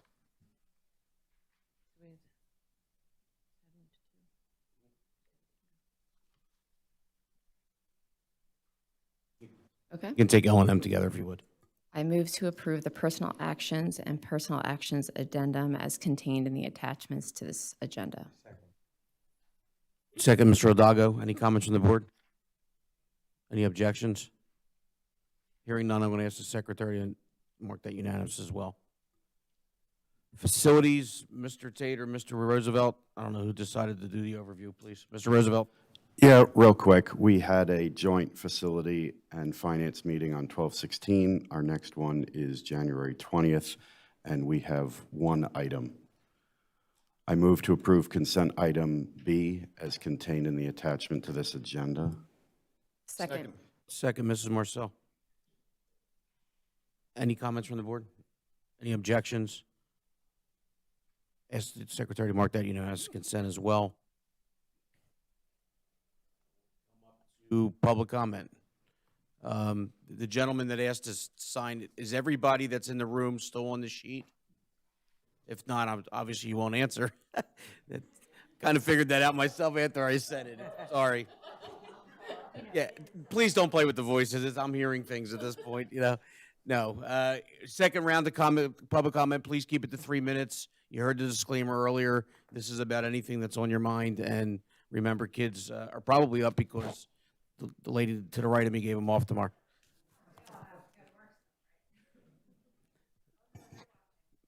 Sure, please. Is Donald Reese here? You got to be kidding me. What are the Powerball numbers then? Good evening, sir. Thank you for bearing with us. Oh, God bless you all. I don't know what else to say. This is my first school board meeting, and What township you from, sir? I'm from Northampton Township. Welcome. My name is Donald Reese. My daughter is Audrey Reese. She attends Council Rock South. My daughter is looking to transfer out of Council Rock, not because the school lacks anything other than the fact that she's a golfer and very talented, and NCA is losing a lot of their open spots for kids with the expansion of the 5th year for juniors and seniors. So she is looking to seek her future to take her to what she wants. She wants to play Division I golf, and she wants to be a lawyer. And to do that, she's found a school that's going to help her better than Council Rock can. Currently, Council Rock has a full school year accreditation, and the school she's going to is in semesters. And because of this, I've looked into the state law of Florida and state law in Pennsylvania. Council Rock will not give her any credits for the time that she served for the fall of 2021 because it's a full year school. As I understand from the state, it's policy that you guys don't give the partial credits or recognize the work that she's done. She's attended class, she's done the homework, she's done the schoolwork, she's taken your test, she's passed your test. She's a straight A student. She gets a 4.0 grade point average. She takes honors classes, she takes AP classes, and she's just trying to look to find something that fits her for her future. And it's just policy that you guys don't give her the credits. It's probably going to require her to take summer school if she wants to do this. She still wants to come back to Council Rock next year to graduate from here. I've asked Dr. Sanko for help on this, and he unfortunately said to me that it's up to the school board to change the policy or up to the superintendent to give her that credit so that you're capable of doing it, but it's policy that you have not done it. And that's what I'm here asking for you guys to consider, the possibility of a student who's trying to do everything you guys are trying to help them do, and to not punish them for doing everything that you've been helping them to do to get to the right place of their future. So I'm asking that you guys would consider looking into this and find out how it's possible that you could do it. For her, it shows up on her college transcript as a withdrawal, not an incomplete, but a withdrawal, as if she withdrawed from her classes because you won't give her the credits. So that's my request. Thank you for your. Well, can I request you to send me an email or send the board of directors an email? Yes, I will. Just reminding us. I've also emailed Dr. Frazier, and I guess unfortunately in the circumstances that he's at right now, he hasn't responded, so. Well, you're here now, and we're here now, so if you can get us that email, Dr. Thorward, I would ask, we pull the policies, connect with Dr. Sanko. If there's something we're missing here, I mean, you have a dad that sat through this meeting that's going to bat for his kid. He deserves a look from this board. She's watching too, so. And she's watching at home. If anybody needs her She for the plays golf softball. event, if anybody needs her for your golf team, because she just texted me, she's like, they have a golf event? So. Yeah, I don't think anybody on this board have a problem looking at whatever it is that, wherever that disconnect is. And if it's something we can fix, I think the board would be happy to do so. If not, then obviously we deserve to give you an answer as well. I appreciate it. No, I appreciate you coming to us. I reach out to Dr. Senko and get the information that I need and Great. get in touch with you guys later this week. Thank you, sir. Do you have all the contacts you need? You have the contact information you need for this? I'll reach out to Dr. Senko. Okay, as long as you got, Or good. even Dr. Sanko forward it to us if you have it at your fingertips somewhere. I appreciate it. Thank you. Have a great night. Our pleasure. Jonathan Siemens?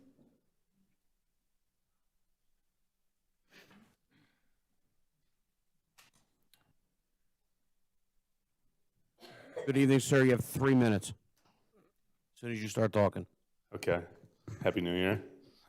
I had planned to talk about Dr. Frazier's email, but I think that's been covered tonight. And I mean, not knowing, I know you obviously can't talk about the circumstances. I hope that, you know, physically and mentally he's okay. And there's, you know, another reason for why he's not here.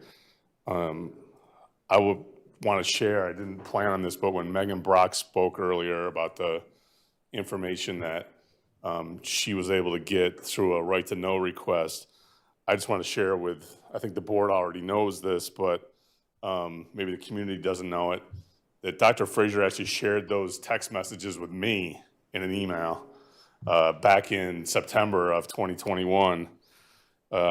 And told me that these were private text messages that he had with another person, but he was so confident in the point of view he wanted to share that he wanted to share them with me.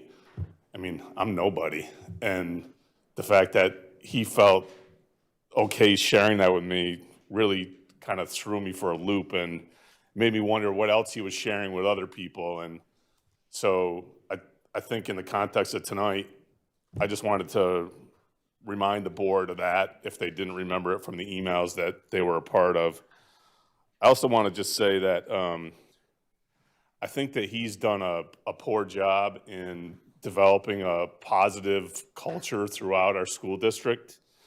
And this manifests itself in a bunch of different ways, but one of them is that our teachers, not all of them, but some of them feel very comfortable sharing their political opinions in school with the kids. And I'll give you a real recent example.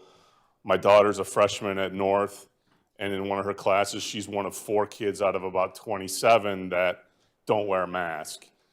And after Dr. Frazier's email on Sunday, her teacher in one of her classes pointed to all, you know, to the whole class and just said, I'm begging you, please wear a mask.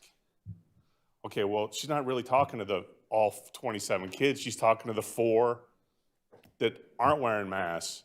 And we talk a lot about safe spaces and making people feel comfortable in school.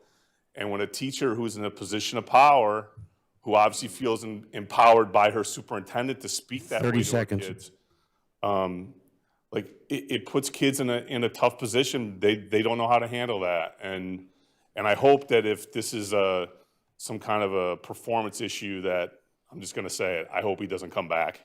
Thanks. Thank you, sir. Christine Esposito?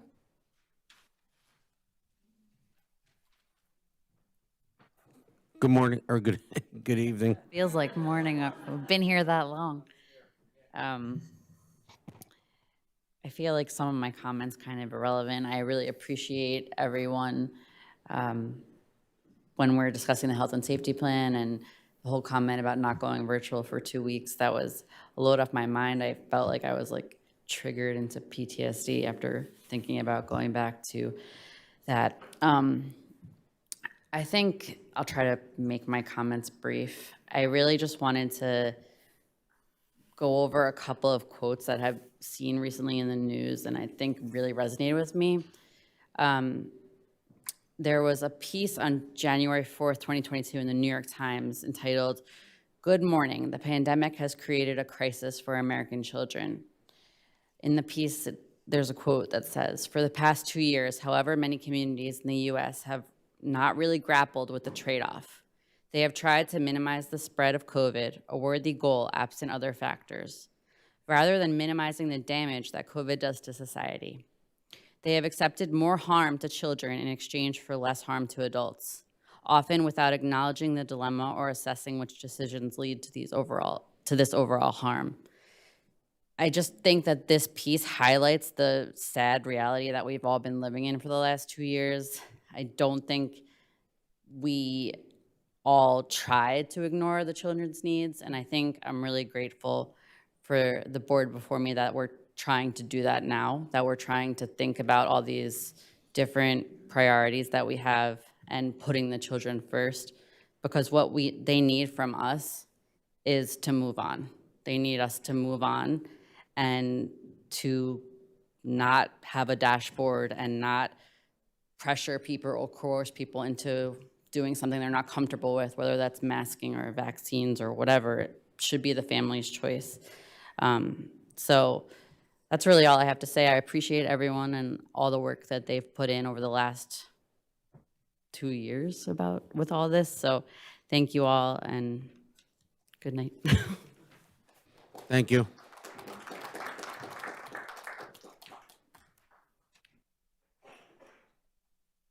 Sorry, Jen McKercher? She's still here? Jen? Alex?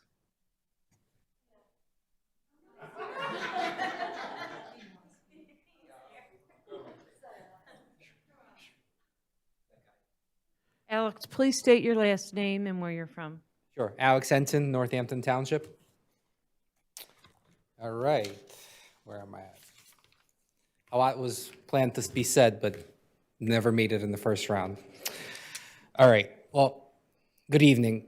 First, I want to take an opportunity to congratulate Kristen Marcel on her reelection. And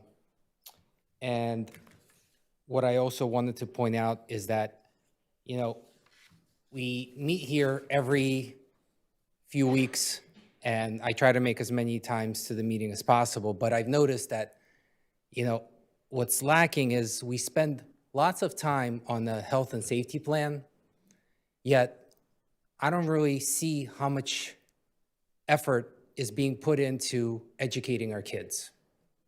It's something that I think has been lacking for the last 2 years. And I get it, the pandemic and the things that are happening, but the children are really behind by 2 years now with their education. And instead of discussing how we're going to fix it and catch up, we're still coming back to the health and safety plan. And at some point, we just need to put the health and safety plan behind and just focus on education. That is why everybody's here. I know that's why that's what you guys want for the children of the school district, and that's what we want as the parents. The other last thing I want to mention is I've noticed that the strategic plan has changed on the Council Rock website. So I would really love to find out from the superintendent to define for the community what is social emotional learning. All of us understand what is mental well-being, what is physical well-being, but specifically, what is social well-being and what is emotional well-being as it relates to social emotional learning? That clarification would be very much appreciated. Thank you. Thank you, sir.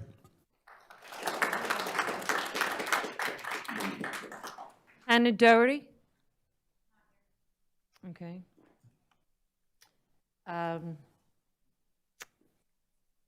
I couldn't figure out this one. Sumeper. Let's see. Can you see this one? Somebody from Newtown.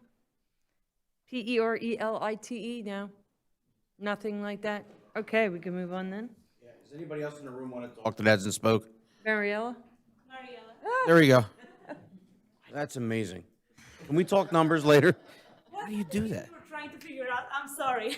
Bad handwriting. Good evening. Everyone. Thank you so much for, I won't take much of your time. I thank you for passing, at least temporarily, a health and safety plan that seems to be working. I think it will be. My point to masks, yes, please keep them optional. We need them optional. They are really just aside of the fog in the glasses, all the infections, my younger child needs to see faces, and she's still trying to catch up, to enunciate and to learn. They need it. It also breaks the connection between people, and I personally know of two people, two young teens, who had to go to the hospital, and one is in treatment now because of how all of this has affected them. So I know there's children, they may be children watching, I don't want to go into details, but this is really affecting. Masks are really bad, and they are proving not to really avoid the virus. So I personally know of several kids in our school who wear masks all the time.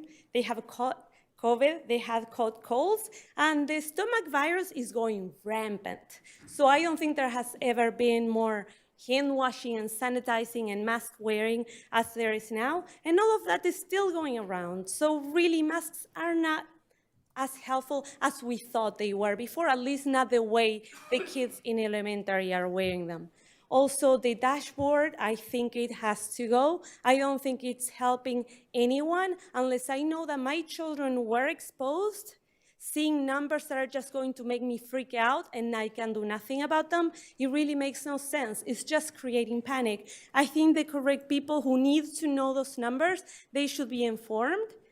The rest of us, just a plain number in the whole school, our school has 400 kids at least, so it really, the numbers, unless they are like in our grade, in their class, they do nothing. And also, I know like you were saying about flashcards, later on when we're psychologically ready, we need to get rid of the distance in lunch. It's like a prison for what I have heard from children in elementary school, just keeping all away, and you can be talking, you have to be facing that way, and you can turn around 30 to talk to seconds. your friend because you have to keep that distance. So I know maybe people are not mentally ready yet, but this virus is not going away. There's vaccinations. We're doing everything we can. I think that this is it. We have to get back to normal. Thank you so much. Good night. Thank you, ma'am.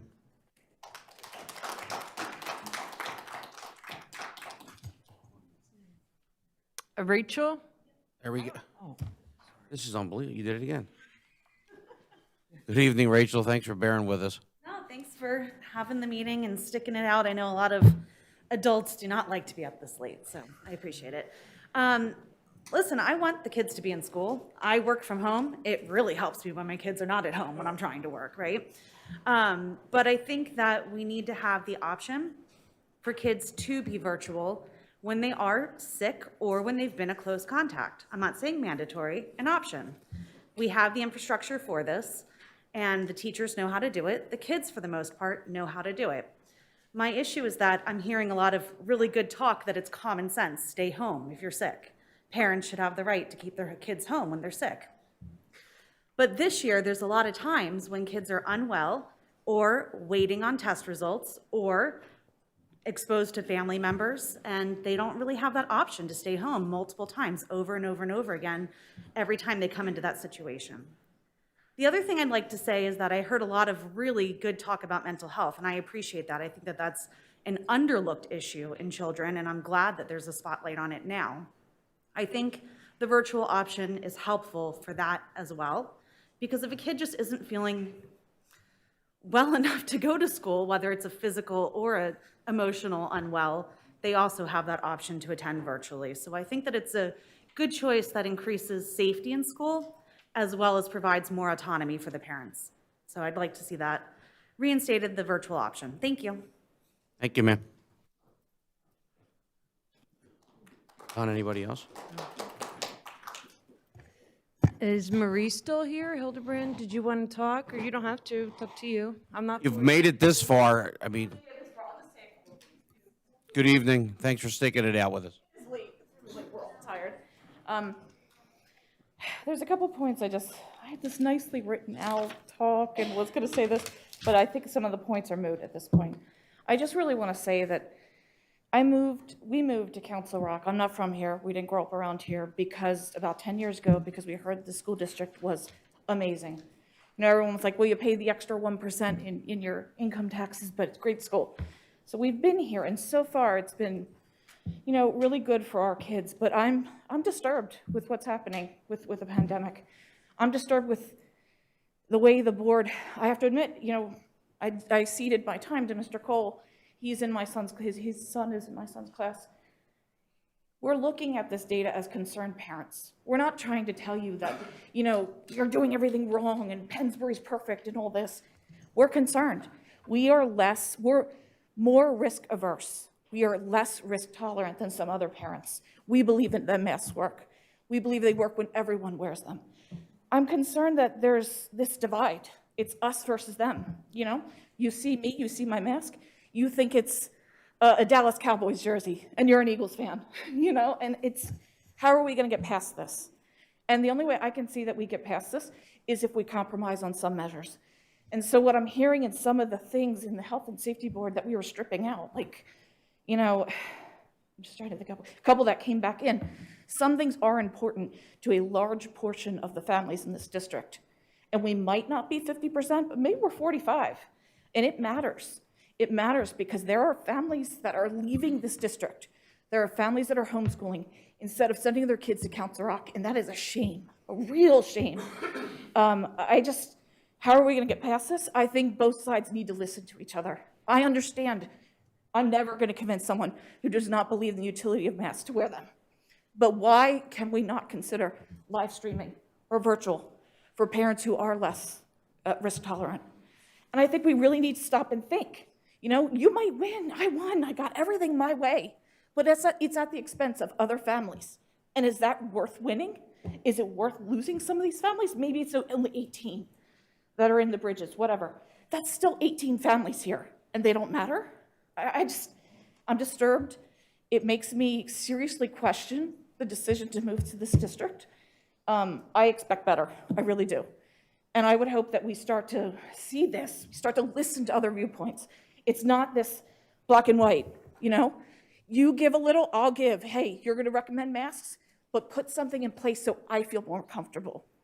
And we have to listen to each other, and it's not happening tonight. And you know, the crowds in meetings, it's gotta stop. You can't, there's it's like being at a sporting event, and I'm sitting I'm a visitor and I'm sitting in the home team side. It's not a good feeling. It shouldn't be happening at a school board meeting. We have to come together. We have to. And so I'm just asking, please, you voted and passed this health and safety plan. It's not consistent with any medical experts, any guidance from CHOP. CHOP is #2 pediatric hospital in the country. We are fortunate to have them near us. Why are we not following their guidance? I don't get it. We don't follow any medical guidance. And yet here we are cherry picking and putting together a health and safety plan, and we feel we won. What did we win? I'll calm down. But I want this district to be as good as I heard it could be, as I experienced it to be for years with my kids in elementary school. And this stuff, this has got to stop. It's pulling us down as a district. It just has to. So please, all I can ask, we pass this health and safety plan tonight. If things get worse with COVID, think about it. Think about the impact on families that are more concerned about this, that have either a kid with cancer, a parent with cancer, somebody in the district that needs to worry about this more. Think about them. Ma'am, you're over 4 minutes. Oh, well, I didn't want to cut you off. You were going it down, and I appreciate you waiting with us. I'm very heartfelt about this. You want to make a final statement? Yeah. That's fine, please. Yeah, I appreciate what everyone's doing. When I find myself coming into that us versus them, I have to stop myself. We are a community. We have to come together. And I've done things, I've said things that have been very, you know, on my side. I'm sorry, but we were all cut off at 3 minutes. Are we going to get more time next time we speak? I'm sorry. I'll stop. I'll give you a couple more minutes, please. Thank you. Thank you. I just want to thank you, everybody. This is a community. You're sticking it out to 11 o'clock with us. The least I could do is let you finish your thought. That's all.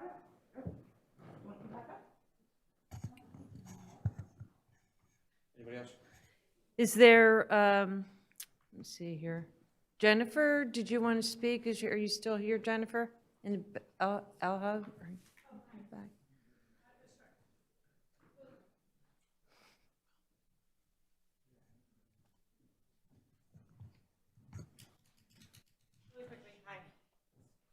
Good evening.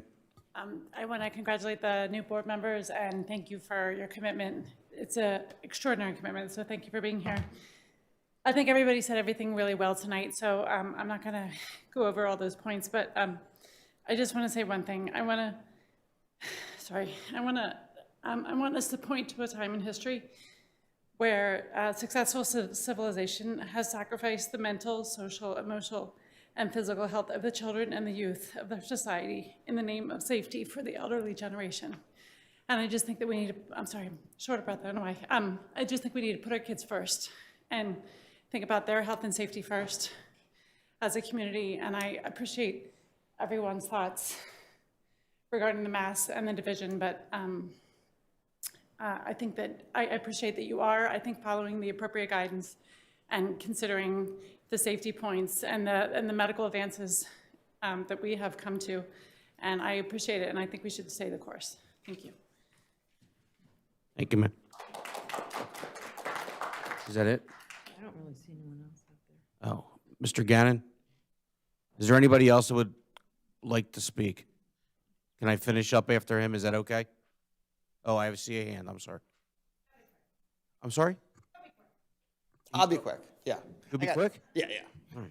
Andrew Gannon, Northampton. Just 3 quick things. One, anyone, I don't care who you are, if you're the CDC, you're the CHOP, Dr. Fauci, anyone who claims to be an expert on COVID is a liar, because no one's an expert on COVID. So, you know, we do what we do based on our risk aversion. So I appreciate you guys giving us the option as parents to do what we do. 2, you had mentioned about the superintendent having leeway to close school for 5 days based on whatever they do. Kids who have IEPs for like speech therapy, how do those kids get addressed if their classroom is shut down? You don't have to answer that now, but it's something I'd like, thought about. And then the third thing, my wife had mentioned and Michelle had mentioned about the virtual school option. So if kids are quarantining and they're healthy enough to learn, again, we have the technology, turn the cameras on, let the kids observe, but it's not an interactive thing, because I don't want the teachers having to worry about staring at this screen, staring at these kids. It's an observation only thing. Kids are still absent. They're not in school. They're not getting the same level of education because they're observing only. They're not interacting. So that should still be an absent day, because I don't want these kids, like my daughter, would wake up and be like, I just don't feel like going. I got that option. And then you're going to be where we were last year, half-empty schools, half-empty classes, and the level of education plummets. So I like the idea of having the cameras on for kids who can't be in school, but how many times are these kids getting COVID? How many times are these kids going to be quarantining? I just don't get it. Our daughter was home for 5 days. She made up her work. It's not the end of the world, but if some parents feel they want their kids observing for those 5 days, I'm okay with that, but they're absent days. This is not something for them to be taken advantage of. Thank you. Thank you, sir. Sure. I'll do 2 more. Is that fine? You guys flip a coin, who goes? Unless you bump her out. Good evening. I'll try to be 3 minutes. Never Hi. happened. Hi, Jennifer Gessner with Holland. At first I was going to talk, and then I decided not to, and then here I am. And the reason why I decided to is because several people tonight had spoken about virtual learning or even live stream. About 9 months ago, I was here to advocate for those students that have a chronic medical condition, who miss school 30+ days of school, and there's nothing in place for them. They don't qualify for homebound instruction. So I met with Dr. Frazier about 4 months ago, and now, there's rumors going around that maybe live stream was gonna take place. And I came and I was like kind of angry when I heard it. And the reason why I was angry was because it's going to be done for kids experiencing COVID, and they're out for like 10 days, maybe 14 days tops. And if a child that is out for 30+ days and there's nothing in place for them to get that additional support, where they have to figure out, all right, I have to deal with my pain, I have to deal with social. I have to figure out how I'm going to communicate with the teachers and make up all my work for 30, 40 days. But yet it's okay for a student that has COVID that's out for 10 to 14 days, and they're going to be able to get that live stream or that virtual learning. If that happens to take into place, I hope that you consider it to be a permanent thing, not something temporary for those kids that are only out for 10 days. Because 10 days is nothing when you're talking about a child that's out for 40 plus for a year. So teachers, I know you're doing a great job with accommodating those students right now that are out for those days that are 30 plus. There are options with Canvas. Teachers are meeting with the students that are chronically ill. And thank you for all you're doing, because I see it firsthand. So what you're providing, thank you. And if you're going to do anything like that, make it a live stream permanently. It puts a lot of stress on a teacher. As a prior teacher, I couldn't imagine being in the classroom right now, having to worry about what's going on in the classroom and also on virtual. You guys did a great job last year. I wouldn't want to put that on the teachers again this year, unless it was just a live stream where they don't have to be responsible for both. So, so if by any chance you are thinking about that live stream option or virtual, just make sure that it's going to be permanent, just not for the 10, 14 days that some kids are going to be out. Thank you. Thank you, ma'am. That was 3 minutes, 10 seconds, by the way. Last but not least, Last but not least. state your name for the record, please. Hi, everybody. My name is Dawn DeLuigi, and I live in Northampton Township. And I used to teach in Council Rock, as you might know. And congratulations to Mr. Roosevelt and also to Kristen Marcel. We worked hard for a lot of months to get a lot of people here. And hopefully this is going to be a better year. My problem is, and I just coined the phrase, TMWT syndrome, too much wasted time. Here it is. I'm tired of it. I'm tired of wasting all the time on health and safety. We need to get back to education, and that's where we are. We're sick of it. It's year 3. And I personally, I have a lot of time to read, and I have a lot of time to research, and I have a lot of time on my hands to check up on what everybody's doing. And as a teacher, I can tell you, when I first started in the 70s, we used to get parents to assist us with the curriculum for their children and their input. And I want to get back to that. And with all of this other distraction, and it's become a major distraction, I feel sorry for all of you. I really, really do. There's too much on your plate.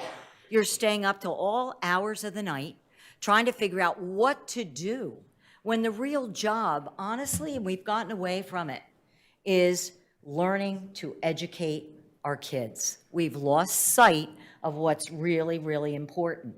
Our kids and learning. And nothing else really matters. And I, for one, as a taxpayer, I'm tired of all the tomfoolery and the dancing around the real issue why we're here. And it's to educate these kids. So I also wanted to tell you, I texted a couple of you this week and talked about, you know, when do we get to put what we want on the agenda? And who do I talk to? And when do parents and stakeholders get a choice? I've had enough. It begins when we all stand up for the one thing that we all have in common. And I heard talk about the division. Well, it's all seeped into all areas of our world right now. And all of us are in it, whether we like it or not. And this is the way it is. And we're going to have to learn to deal with it. But we all have to learn to stand up for the one thing that we all have in common. And that is the education of our children. And my belief system is that if we really take a look at what's happened in the last few years, you're going to find a lot of gaps. A lot of kids have lost, and a lot of kids are really filling the bill for dumbing down of America. And I hate to say it, because I truly believe that we are a wonderful, wonderful district with many, many great people that could work together. And I think we need to get back to that. There's just too many distractions, and education is where it's at. So that's it, and happy 2022. We are going to get there. Thank you, ma'am. That concludes it. Any new business of the board? May I? Oh, sorry. Oh, I'm sorry. I saw two fingers. I apologize. I was just going to mention that we've had some emails from staff about moving CR Education Week, so I don't know when it's appropriate to discuss that, if the board discusses it or not, but I just wanted to bring it up. It's on my plate. I'll talk to Dr. Elliott tomorrow or so. Yeah. Thank you. Sure. And thank you, if I may just make a comment. In listening to public comment tonight, I noticed there were a number of derogatory comments about Dr. Frazier and some speculation about Dr. Frazier. And I just wanted to say that, you know, whether we agree with his recommendations, you agree with him, you don't agree with him, from my experience, Dr. Frazier always puts students first. He thinks about the classroom first. And he always strives to think about our students and what's best for them. And I guess I just want to say, let's give him the space and let's give him the respect that I think he deserves. Well said, Mrs. McKay. Anybody else? We're going to go to old business now. A couple things here, some cleanup work we have to do. At the reorganization meeting, I asked if the board would let me hold off on a couple appointments because we had an outstanding board race out there. Now that Mrs. Marcel is on board, I'd like to, at Mrs. McKee, you've agreed to this, reappoint you back up to MBIT to represent Council Rock up there along with Mr. Hickey. If you accept it, ma'am, it's your job once again. Thank you, Mr. Solomon. Sounds good. Is there anything else? There's a whole lot of stuff here. Is there anything else that if I need to appoint myself to PSBA and The two PSBAs and the official approval of the charters, and that was the Education Facilities Finance and Policy. We never did that. There's no changes to the approval of those charges. We have to make a board vote on that, or? There was a general charter that we made. I'm forgetting the context of that conversation now, a month later, but I think I recall that the board wanted to approve those charters when the ninth member was seated. Does it have to be a roll call? No, it does Okay. not. Well, then they're approved. Yeah, there was no changes in the overall charters. The only change would be Mrs. Marcel replacing Mrs. McKee at MBIT. Mr. Tate, you're fine with Kreft staying on, and okay, then nothing else changes. The charters are going to stay consistent. I think that's it, right? Will be me. All right.